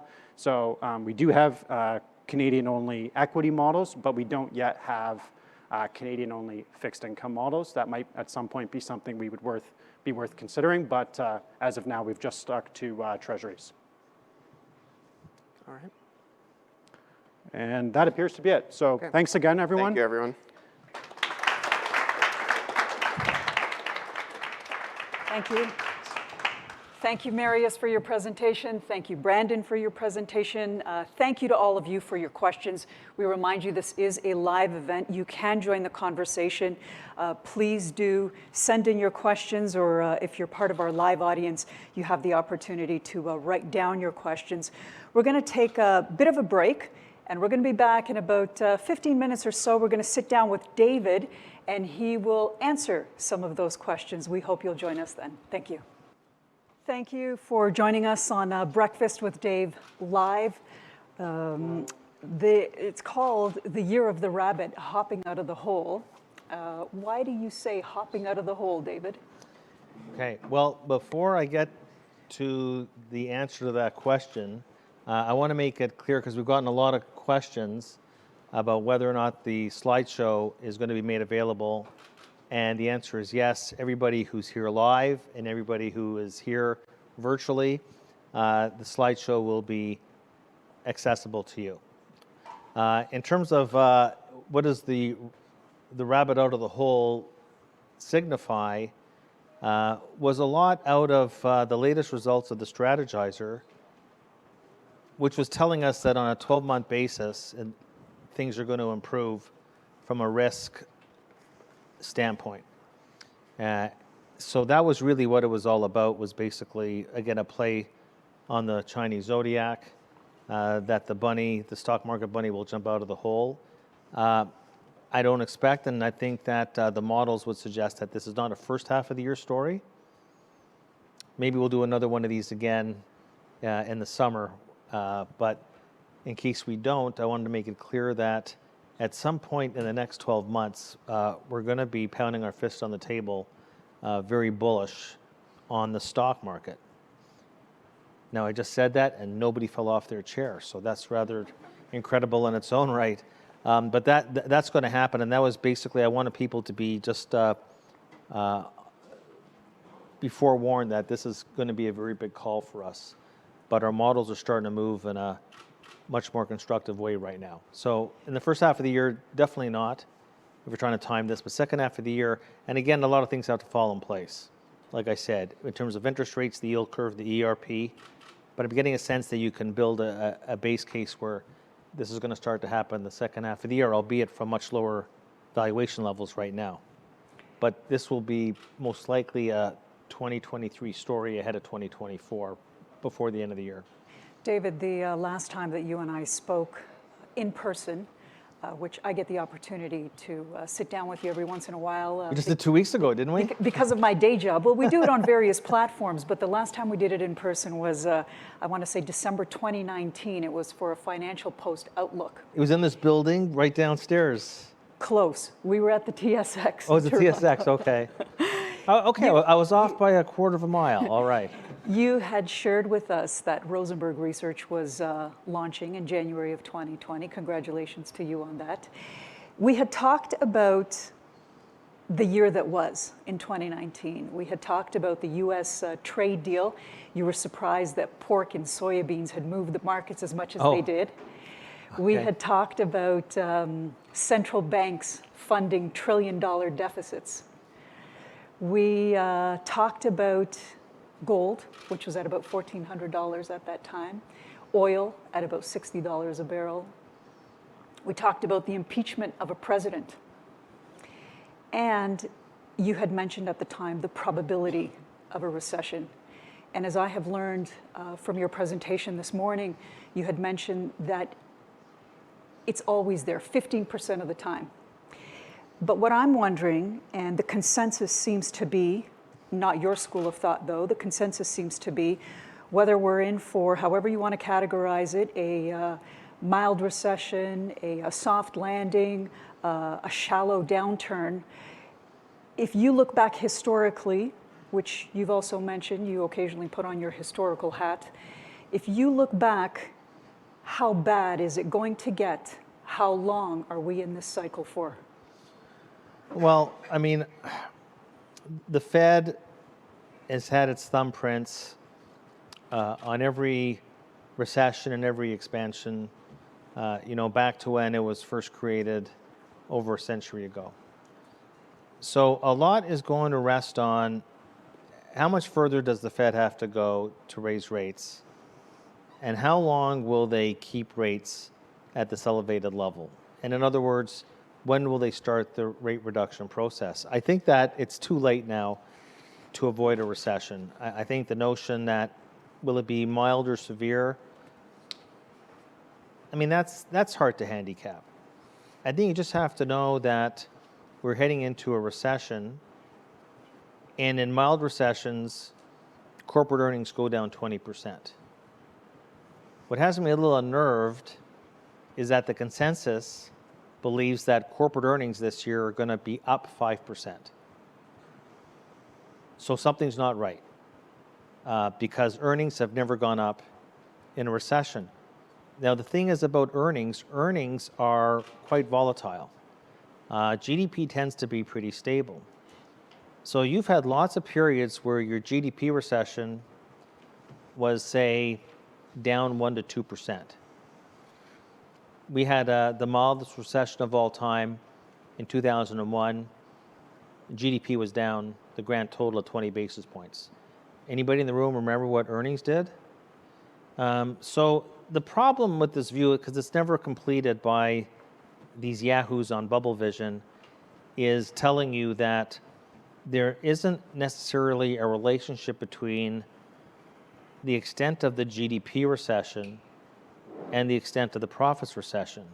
And everybody in this room, including me, because I'm also an investor, we're not paying for GDP. We're paying for corporate profits. And even if there's a mild recession, there is not a snowball's chance in hell earnings are going up 5% this year.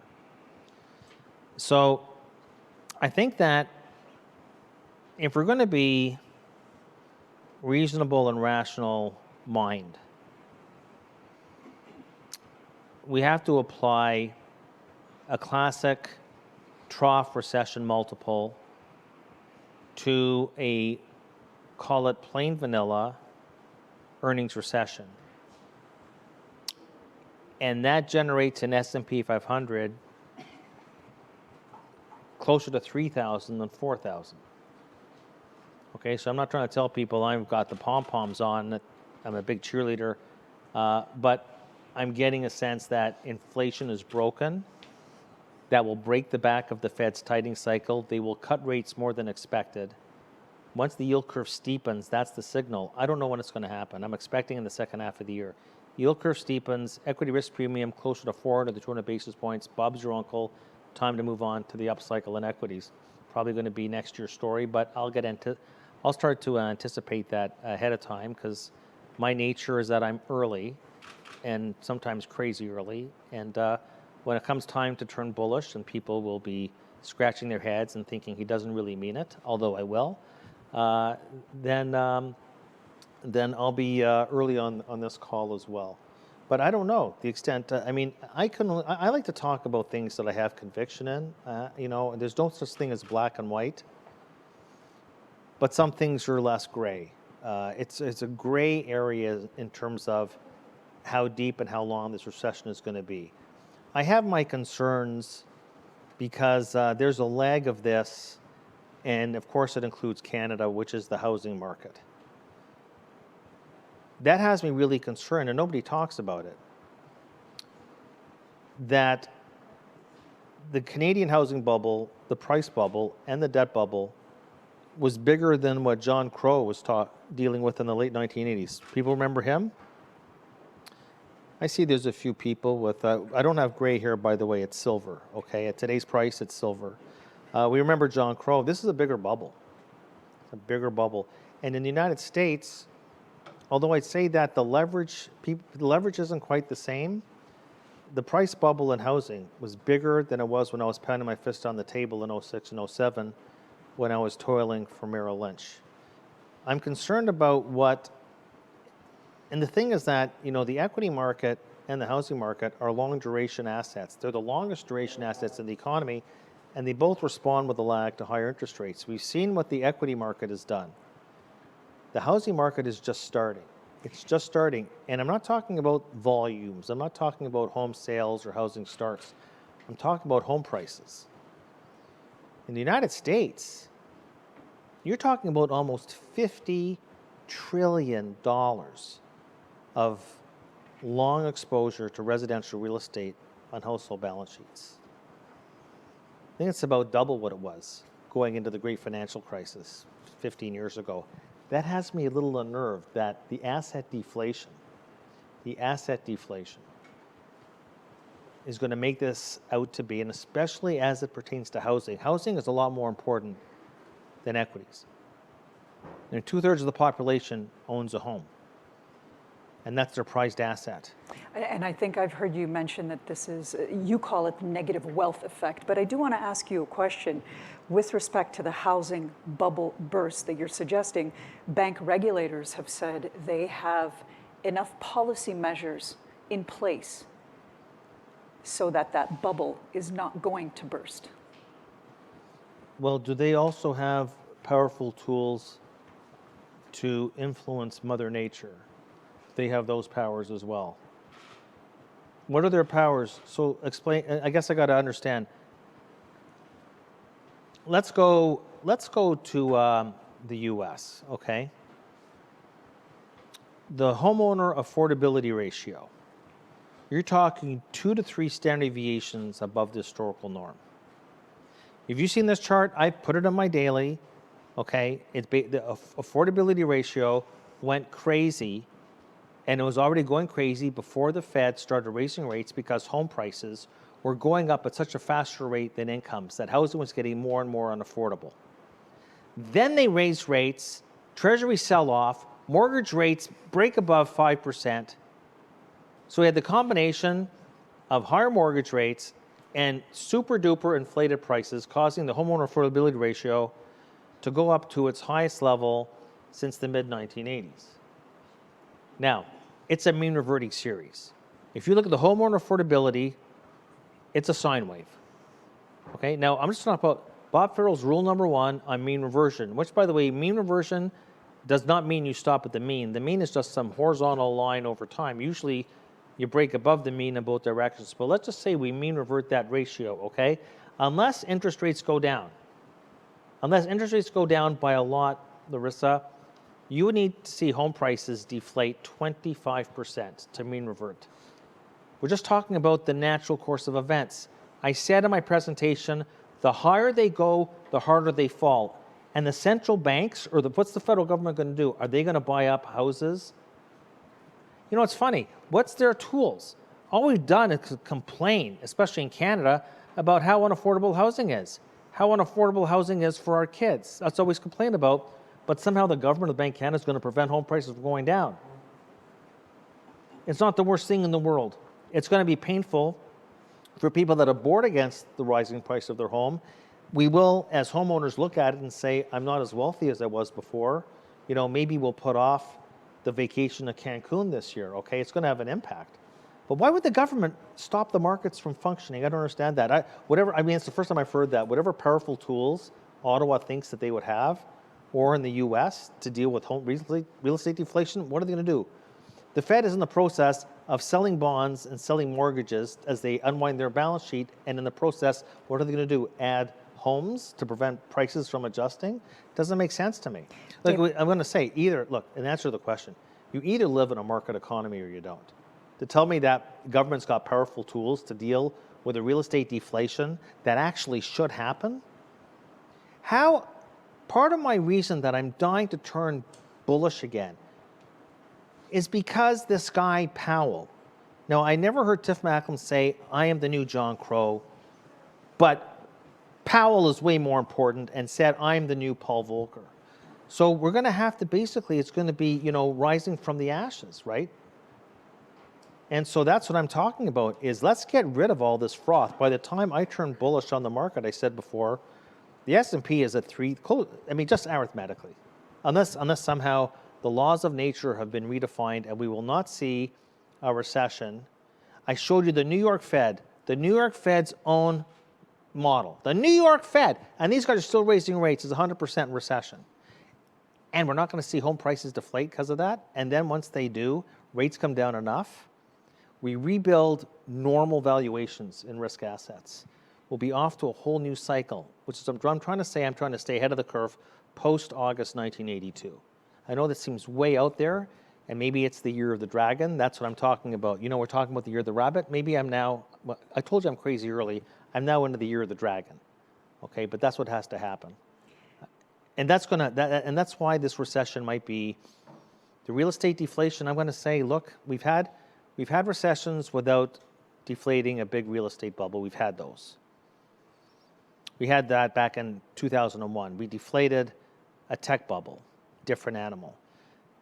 Deflating a residential real estate bubble, let alone commercial real estate, but residential's bigger. Commercial, by the way, is a big deal for the banks, but residential, that's what has me unnerved. That's why when these people say, oh, well, the same jokers that were talking about a soft landing, don't worry, it'll be a soft landing 6 months ago. Same one saying today, don't worry, it'll be a mild recession. What will they be saying 6 months from now? But the thing is that it's difficult to navigate a mild recession in a real estate deflation cycle. That's a different animal. David, I want to bring in some of the topics and questions that are coming in from the audience, both live here and on the other side of the cameras. You have mentioned that the inflation story is dead, that we'll be seeing substantial declines simply because of global supply chains unwinding themselves. However, you've also pointed to the shocks, the headwinds, the health shocks, the variants, the war in Ukraine. Are we possibly looking at a second round of inflation effects? Well, I said actually that if you're going to forecast inflation, which is the aggregate price level, like anything else, you need two curves. You need supply and you need demand. So I didn't say that it was just because you're seeing these bottleneck pressures recede. It's because the central banks are moving in a direction of contracting aggregate demand. So what I'm saying is that no, you don't have one curve shifting. It's not just about supply. You have demand shifting. And that's going to create the conditions for not just disinflation, but I would say deflation. I would say, if you don't agree with me, listen to the webcast I did with Danny Blanchero last Monday, okay? And I would say that his credentials are pretty impeccable. So, but in answer to the second part of the question, look, I don't know. Is Putin going to decide now I'm going to invade Poland? Am I going to invade Latvia, Lithuania? Like, okay, I don't know. Yeah, that would be hugely inflationary. People think that China's reopening. We just published a report this morning in Breakfast with Dave. By the way, I saw a few of you on your devices, so I guess you're reading Breakfast with Dave, which came out during the Breakfast with Dave Live. We wrote a whole thing. We wrote a whole thing on China, and if I'm not mistaken, it got reprinted in the National Post. So And the financial. that, yeah, there's going to be an impact, yes, on luxury consumer products out of Europe. Absolutely. What But you're saying Chinese it's- love to buy. It's not jet enough fuel. to steer us out of a downturn. No, but what I'm saying is that, you know, and it's incredible that I hear the China reopening is inflationary when all the past year and a half, all we heard about was all the lockdowns were inflationary. All the lockdowns in China are inflationary. Oh, but when they reopen, it's also going to be inflationary. Oh, there's your straw man, so go run with it, okay? You know, you can't make this stuff up. Europe is going into a recession. UK, continental Europe, the US, and you got a temporary lift in oil, iron ore, copper, sure, because of investors. The reopening hasn't even really happened yet, but it's investors getting ahead in the futures market ahead of this event. Most of it's already done. Where's the inflation coming from? When have we ever had, now maybe you folks have a different macro model than I do. I'm saying, like, as sure as anything is sure in this life, we're going to have a recession. I got news for you. Inflation never goes up in a recession. We had 3 recessions in the 1970s. 1970, 73, 75, 1980. 3 recessions separated 10 years apart. And the god-awful, sclerotic 1970s. The stagflation 1970s. Each time we had a recession. And we were in recession more like 30% of the time back then, not 15. Inflation went down in recessions. Inflation goes down in recessions because of what demand does relative to supply, economics 101. So I don't really, this view that inflation is going to come from somewhere, yeah, I guess that, that's the rabbit. I'll pull the rabbit out of the hat and there we're going to have inflation. I don't think so. Let's dive in a little bit into the China reopening story. We have a few questions here, and I'm going to kind of lump them all together. Does China's reopening and end of zero COVID policy, does it factor into your outlook for Fed policy? And I know you had touched a little bit on the economic outlook, but maybe if you could just dive into that a little bit more. You had mentioned consumer demand and commodities, trading, capital flow opening up after 3 years of shutdowns in China. What might that look like? I think that it's a maybe 5th, 6th, 7th tier determinant for what the Fed's going to be doing. Like, it's really, Not you're on gonna, the if radar. you're thinking about China right now, think of what Brendan and Maria said, which is that this will provide a lift not just for China, but in terms of travel, tourism, so on and so forth. And they're trading at ridiculously low multiples. If you're bullish on equities, you don't have to be stuck in the U.S. There's a significant market cap over in Asia, but how would it? I mean, the question is sort of. I'm trying to be respectful. I don't know how China reopening is going to influence the Fed. To me, I could see how it's a lift for oil prices temporarily because it's a level shift. Secondarily, it's going to further unclog global supply chains, which is disinflationary. So, and if you go and read the FOMC minutes, go read the FOMC minutes. Every 6 weeks, FOMC minutes, they don't talk about China. The U.S. is a large closed economy. They talk about the labor market. Okay, they'll talk a lot about the labor market, talk about capital spending, consumer spending, inflation expectations, so on and so forth. So I'd say China and the implications that has for the Fed or for expectations. Let's use this as microcosm. What happened in the past couple of days to the Treasury market? Since China announced its reopening, Treasury yields have gone down. But it's supposed to be inflationary. So our Treasury yields going down because the U.S. economic data have, for lack of a more sophisticated term, sucked. So China, I don't think factors into it. Hardly at all. Let's talk about central banks. Again, I'm going to bring in a few questions here and comments. David, you had mentioned the pause and the pivot. And we've seen this delicate balancing act that central bankers have had to do over the course of the past year. So I'm wondering which is greater before we get to that pause and pivot, doing too little or doing too much? Well, I think they've already done too much, although they won't seem to admit it. I showed you the charts.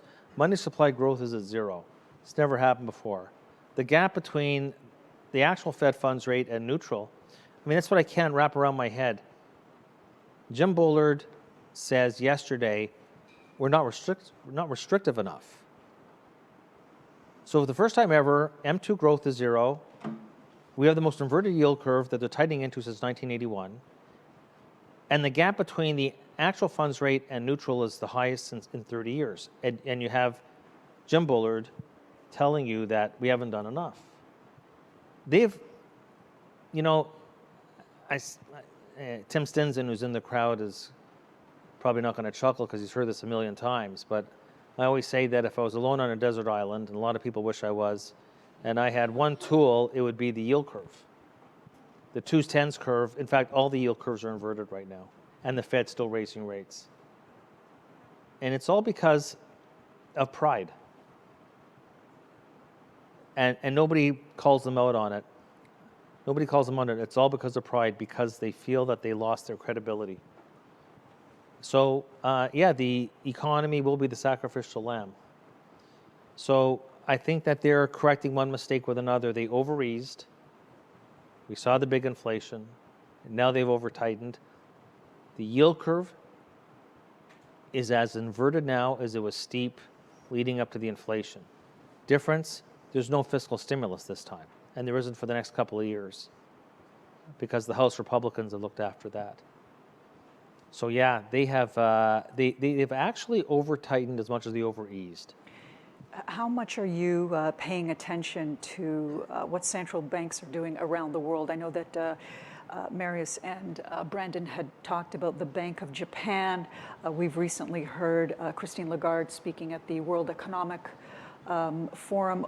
How much are you watching what's happening in Europe? And again, I should mention there are quite a few questions here with respect to Europe's economy and the outlook. Well, you see, Europe is heading into a recession, and we, again, are writing a report on this right now about the misconception that Europe is going to only have a mild recession. Our view is that the recession in Europe is going to be quite a bit deeper.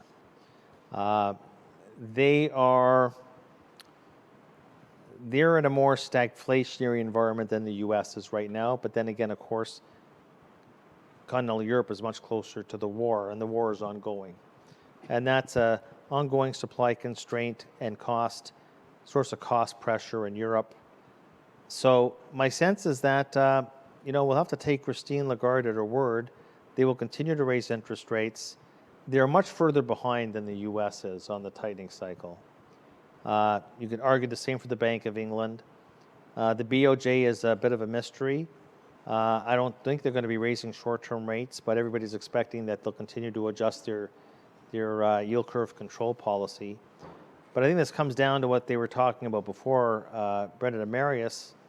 Not that I'm convinced. I'm not altogether. I'll have to part ways a little bit on the view in the Canadian dollar. But the trade-weighted U.S. dollar is dominated really by sterling, the yen, the euro, and you could argue that these central banks will be tightening policy even as the Fed goes on hold. There'll be a divergence in monetary policy, and the interest rate differentials will work in their way towards probably a stronger sterling, stronger euro. They dominate the trade-weighted U.S. dollar index. You could argue that the Bank of Japan, or who knows what the BOJ is going to do, but more likely to tighten than to ease. The Bank of Canada is more likely to ease policy ahead of the Fed. The housing market here is a castle built on sand, and I think the recession in Canada is going to be quite a bit worse. Notwithstanding whatever lift we get to commodity prices because of China reopening, again, I don't see that as permanent. I see that as temporary. But in terms of the other central banks around the world, I think they're going to be playing catch up to the U.S. And then with the lag, they'll follow the U.S. in terms of lower interest rates, but that might not be till 2024. But all roads lead in one direction, which is a weaker U.S. dollar, which is why it leads in the direction of the best hedge against a weaker U.S. dollar that we are seeing in real time is gold, however you want to express it. But it's interesting because the bond, I've been talking about back on the bond bullion barbell since the end of October is up 15%. How long are we going to see this cycle on gold? You suggest that you're bullish on gold, but I guess at this point now it's sitting at about 1,900. If I'm not mistaken, you and I have had conversations in the past where you have suggested you could see gold hit 3,000. I said I was early, but I'll tell you exactly when the bull market on gold ends, when it's all fully priced in, is when I change my name from Rosenberg to Goldberg. Then you know it's all over. But I'd say that, I think gold is going to go to new highs, and it's going up for three fundamental reasons. Declining real rates, that's not going to change this year. Weaker U.S. dollar, that's not going to change this year. And how crypto was exposed as not something you really want to have as part of your asset mix. Some people might treat it as a get rich quick. It'll go up 30% in a week, or maybe not. And then there's people that are rich billionaires that it's 0.00001% of their portfolio, and for them it's no difference than going to Vegas and playing at the blackjack table. For the rest of us, we don't need it, okay? It's a speculative tool. People were saying to me for years, Bitcoin, and I'd say, well, but what is it about Bitcoin? Oh, the production cap. We know the production cap, and we know the outstanding value of gold, so we can come to a price target. Why not just buy gold? Thing is that gold is just more stable. It's more of a stabilizer in the portfolio.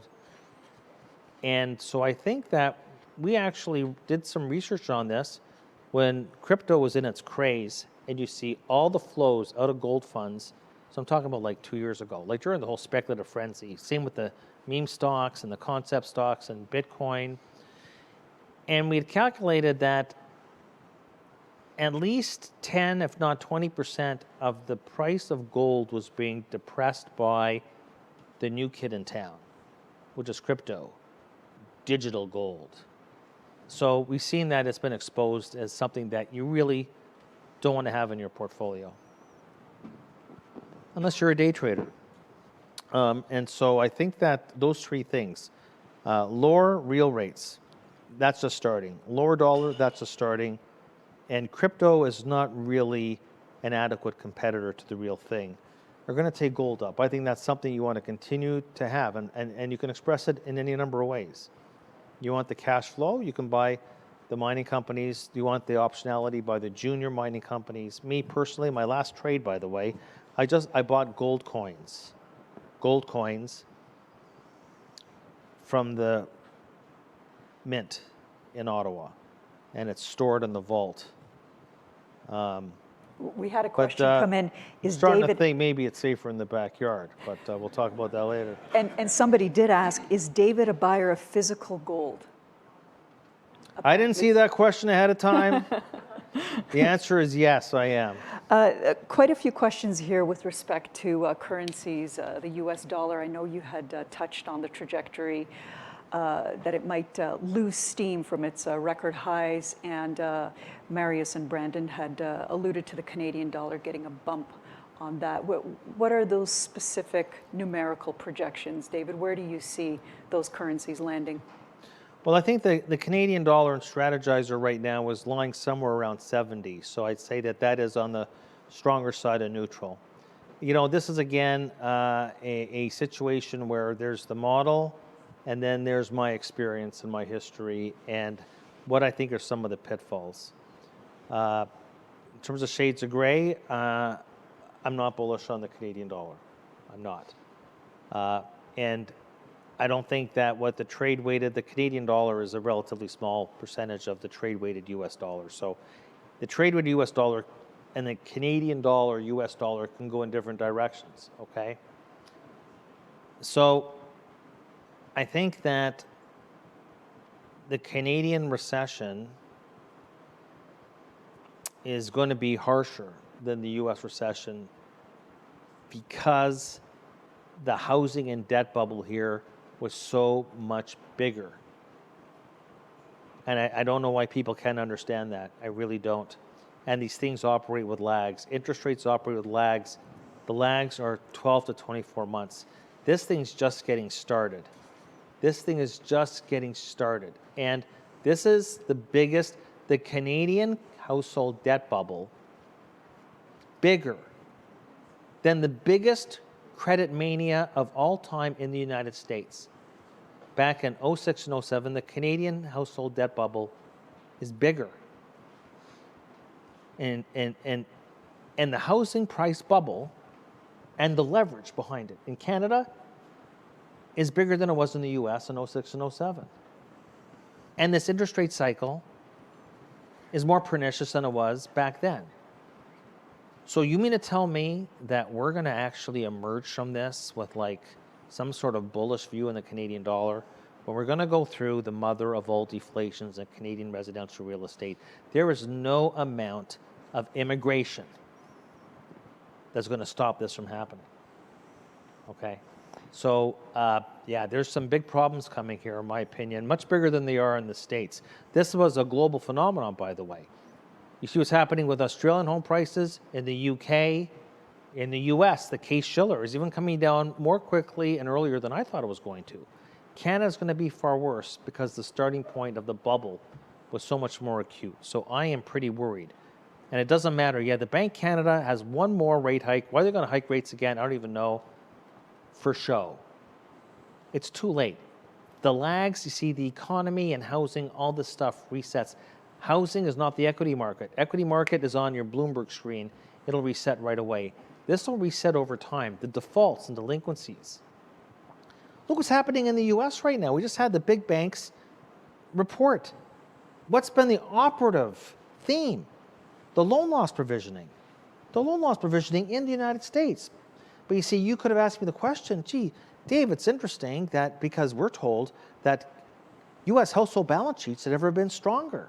They've never been stronger. And we have all these excess savings. Don't you hear about all the excess savings in the United States? Do you not hear the purest bunk in the world about the excess savings, which are no longer in the lower and middle income classes? Do you see in the data, that what consumer credit has done in the past several months? People are taking on more than one job. People say, look at that employment data. Multiple job holders are going up, sign of strain. The credit growth. And now the banks.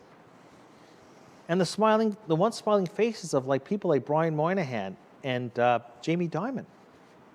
You think they're done raising loan loss provisioning? Not a chance. And the 30 days arrears, which leads delinquency rates, are only now starting to hook up rather dramatically. That's in the US. That's in the US, where actually you can get real-time data a lot easier than Canada. And I got news for you. The debt bubble here is so much bigger. People, once again, it's like I say, people can't see past the tip of their nose. Or they just extrapolate their most recent experience into the future. There's some big problems happening here. I guess if you're telling me the government's got some magic wand that they're going to be able to prevent real estate deflation and all the aftershocks that's going to happen, you know, God bless them.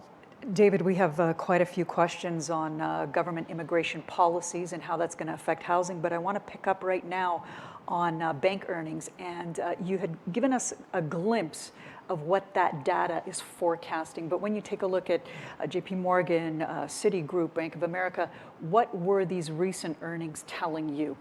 What's the forecast? Well, I said just before, the operative theme was loan loss provisioning.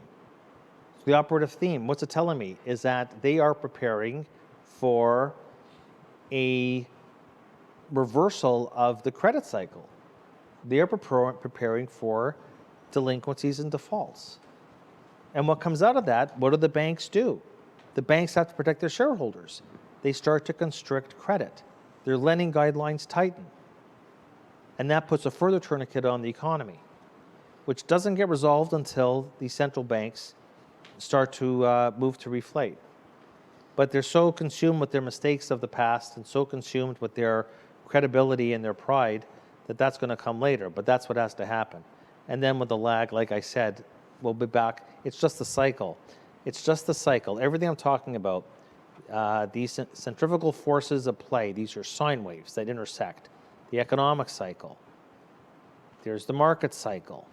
There's the rate cycle. And so that's what we're talking about here. We're not talking about anything that's really brand spanking new. It's just the cycle.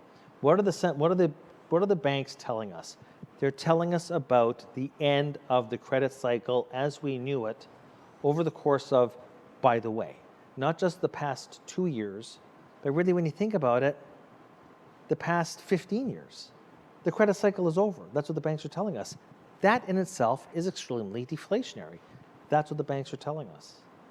Let's get back to the question on immigration. Canada's policy of allowing 500,000 new immigrants each year into the country, has been met with controversy. From an economic perspective, is the policy a good idea? So we've talked a little bit about how those numbers don't equal. We know that Ontario here in Canada has released some land in the Greenbelt with the promise of hitting a certain amount of homes, but the numbers of immigrants that are proposed to come into the country, that equation, one side doesn't equal the other, or does it for you? Well, I wrote a report on this about 2 months ago where I was sort of scratching my head. Who is not pro-immigration? And every economist would tell you that there's 3 factors of production. There's land, labor, and capital. Land is fixed. There's labor and capital that are not fixed. And so the labor, yes, so labor supply increase the population through immigration. And I've got to say that when you're taking a look in Canada, like every industrialized country in the world, or even China, look at China's population is going down. Our birth rates and fertility rates are at like 30 or 40-year lows. You replace that with immigration. Okay, I get that.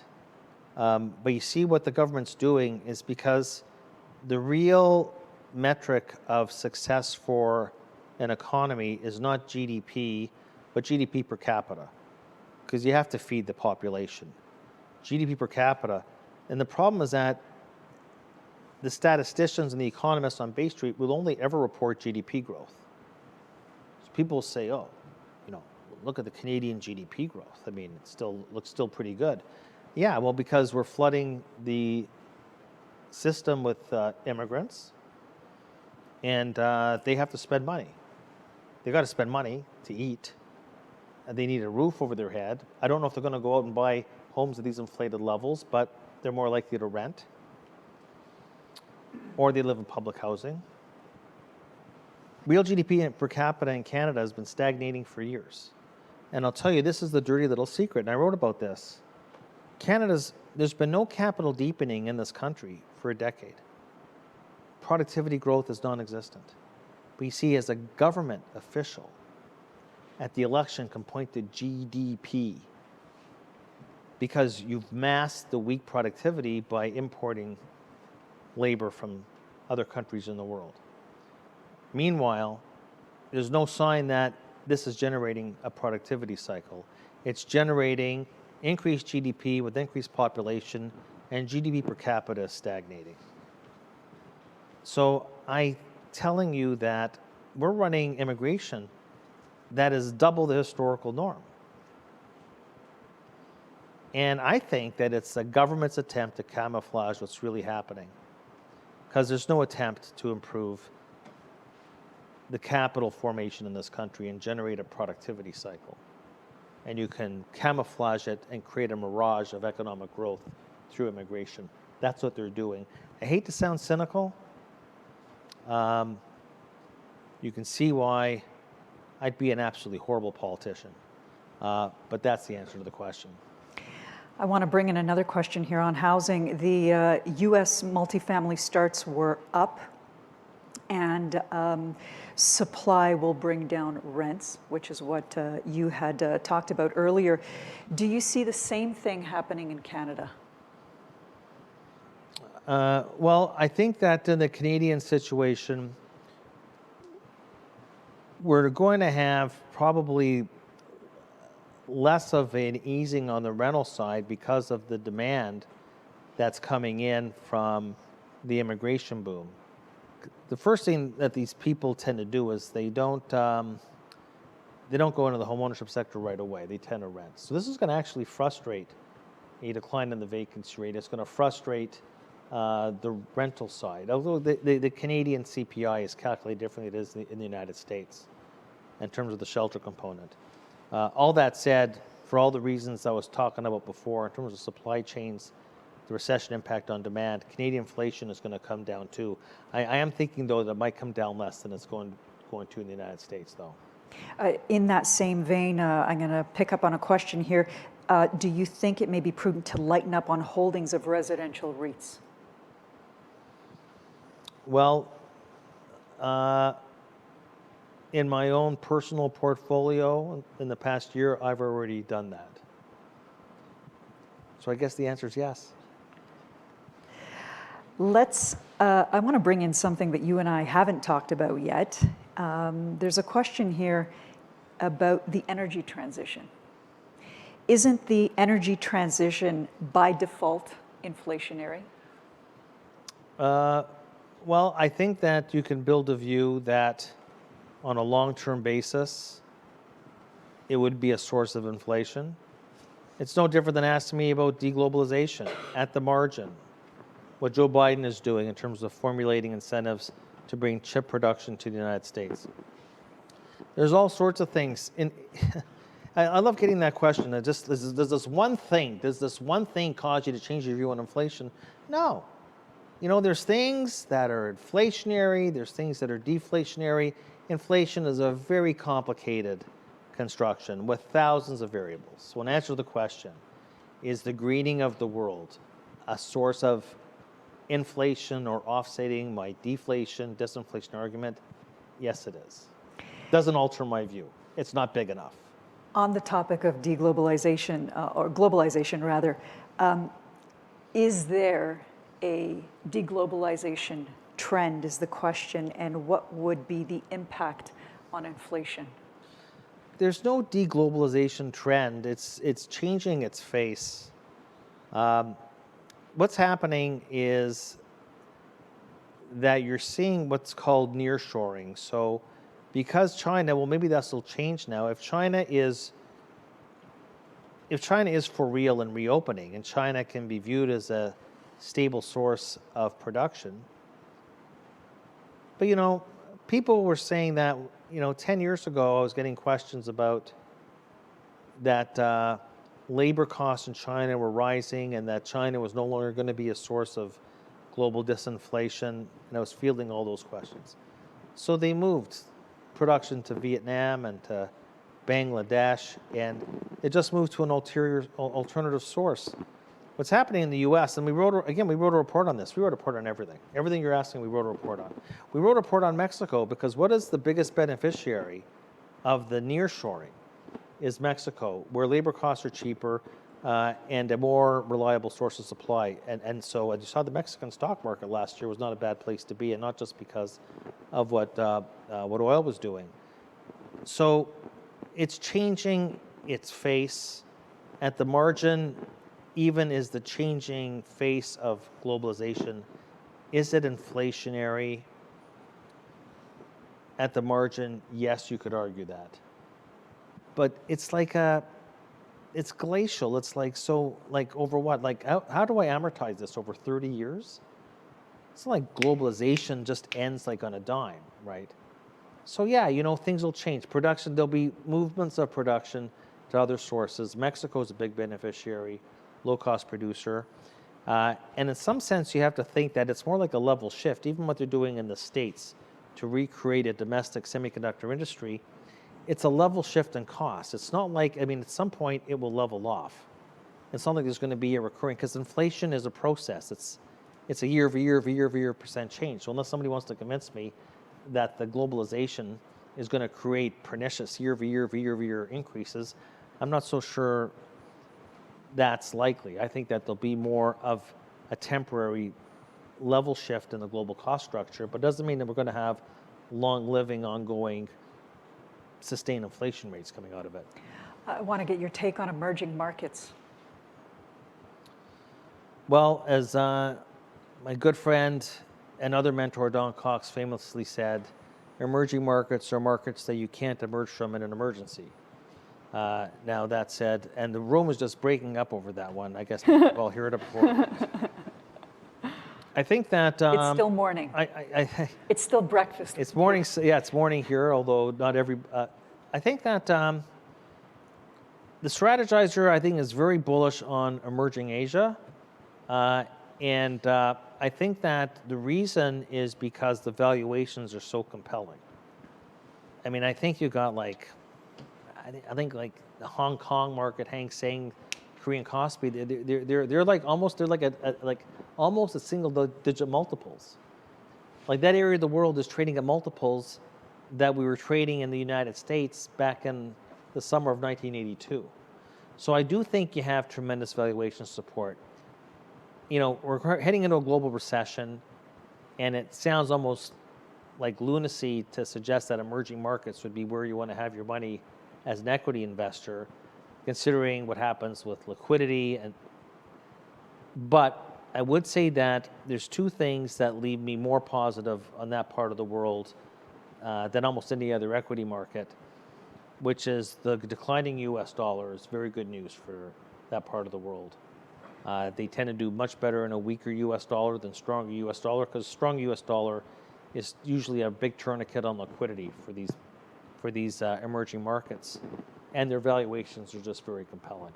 So what's telling you is that a lot of bad news, there's more bad news priced into that part of the world in their equity markets than there is here at home. Okay, I think I heard Brendan or Marius say it might be the year of the yen, but I'm just wondering whether or not last year was more about growth versus, I guess, value, and maybe now going forward it's more about foreign versus domestic. Yeah, well, I think that's true. I think it's actually played out so far this year, because even though we're so, like, even I'm guilty of it, we're so US-centric. I mean, the US still drives the bus. But so far this year, Europe has smoked the US in terms of equity performance. And the international indices have done far better, even though we're focused on what the S&P 500 has done. So that's already started. That outperformance by the rest of the world's already started. And of course, it's not just Asia, but also you could argue Europe, notwithstanding all the question marks. There's always question marks. The question is, are the question marks fully priced in? But Europe also trades at a very large multiple discount to the US. So I would tend to agree with that statement that that if you're going to be a global investor and you're long only equity, or you want to have equity exposure, I would be overseas. I would be more in Asia than I am in Europe, because Europe has less economic visibility than Asia does. And especially if this works, if this China, you know, the problem with the China situation is they're reopening into a lack of efficacy on their vaccines, and their infection rates are going up. So you can't really compare this reopening in China to what we experienced or in the US or in Europe, where there was confidence and the hospitals weren't being strained at that point. It's a little different, but if the China reopening is the real deal, then Asia will be, for a variety of reasons, but this will be the cherry on the cake, a big outperformer this year. As for the Japanese yen, I think when dollar yen was getting up there, breaking 150 several months ago, the BOJ and the Ministry of Finance, they finally put a line in the sand and were intervening like crazy. And you don't want to bet against the MOF or the BOJ because their pockets they said enough is enough on the yen weakness. Then the yen rallies, weakens off again. I would say that I'm more in the mindset that, because Japan will also benefit. The thing is we have to understand is that Asia, generally speaking, is going to benefit far more from the China reopening than the US is. Not that we all wouldn't benefit from it. And in Canada, you could say indirectly benefits from it because there'll be a generally higher oil price as a result.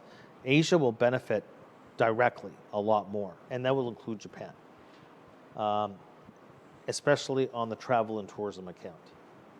So back against the wall, you're going to ask me, are you bullish or bearish on the Japanese yen right now? Bullish.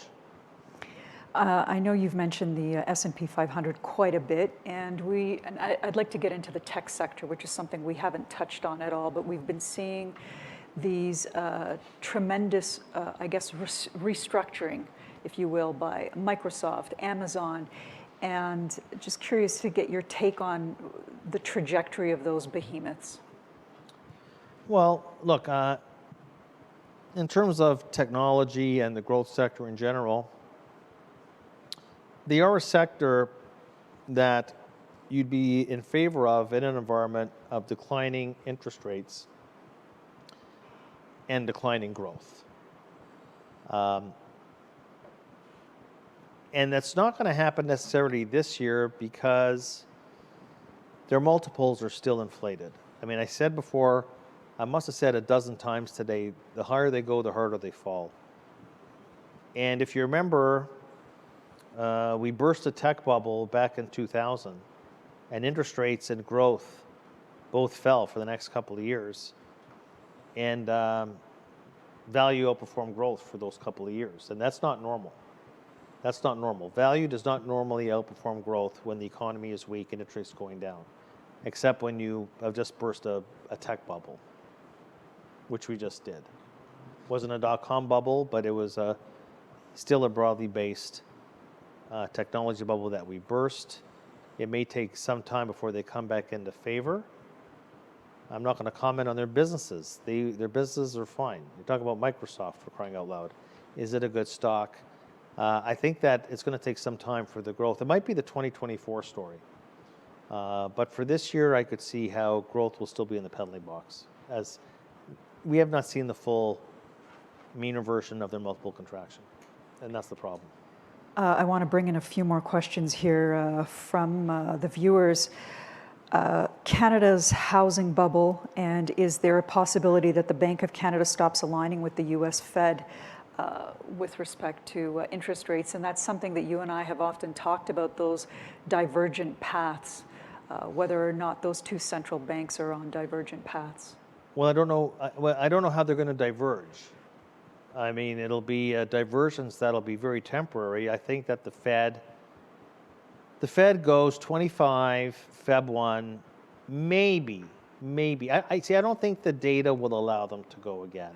They'll be harping about whatever it is they harp about. The economy is sucking wind right now. And if we start to print negative payrolls and the unemployment rate starts to go up, they won't be talking hawkishly anymore. This is what they want people to think right now. We'll see what happens in the March meeting. Let's say the swaps curve is right. They're going to go in February, go again in March. Then they're done. So the Bank of Canada goes one more time, and then it's done. So the divergence is what, like a month? There's not going to be any divergence. I just think that because of the nature of the housing bubble bursting in Canada, you're probably going to find the Bank of Canada is going to be pivoting a lot sooner than the Fed is. I think it won't be so much a divergence. I think that The Fed historically is a slow-moving institution. And the lags between the pause and the pivot historically is about 6 months to a T. So they'll pause and then they'll pivot, and the pivot is the actual rate cuts. I think the lag between the pause and the pivot for the Bank Canada is going to be a lot shorter. If you're talking about the divergence, it's not more than a couple of months, but it's going to be enough, I think, to undercut the Canadian dollar, because there is nothing more important for exchange rates than relative interest rate differentials. Let's talk about interest rates and government debt, which we haven't talked about yet. I'm going to read this question. How do you think governments and central banks can handle increasingly high payments on short-term government debt? Well, it's not just that we're going to have higher payments on debt. We're going to have, in a recession, reduced revenues, reduced tax revenues, and that's the cycle. And so what happens is the deficit goes up. And they'll have to fund the deficit through increased borrowing activity. But you see what happens in a recession, and why interest rates go down in every recession. So let me make this clear, because only economists would know this. In recessions, deficits go up. In recessions, government debt goes up. In recessions, interest rates go down. And you're wondering, how's that? Government debt went up. Because private sector credit is contracting. I just finished saying before, what are the banks doing? The banks aren't lending to the government, okay? The governments go to the public market and issue debt, bonds, mutual funds, pension funds, insurance companies. In recessions, households and businesses pull back on their borrowing. The banks constrict who they're going to lend to. You get a tightening in credit conditions.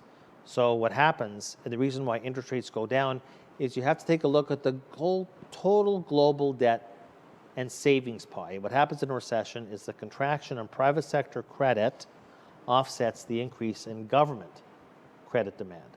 And that's why rates come down.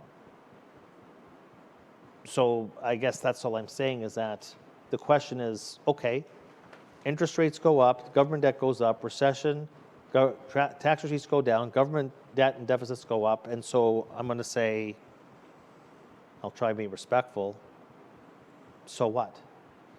It's just the cycle. And interest rates go down because of the contraction in private sector credit. It's just the cycle. A few questions here about the S&P 500 and the TSX, and ultimately, where do you see them landing in 2023? Brandon and Marius, didn't you cover that already? Okay. And I think I went through the presentation. I think the first half of the year is going to be pretty brutal. I think we could argue that the whole year could be brutal. It's very situational. So, I don't know what to say so much about the TSX. I mean, is it a real index? It's like a barbell between resources and the financials. Okay. The S&P is like a real diversified market. I said before,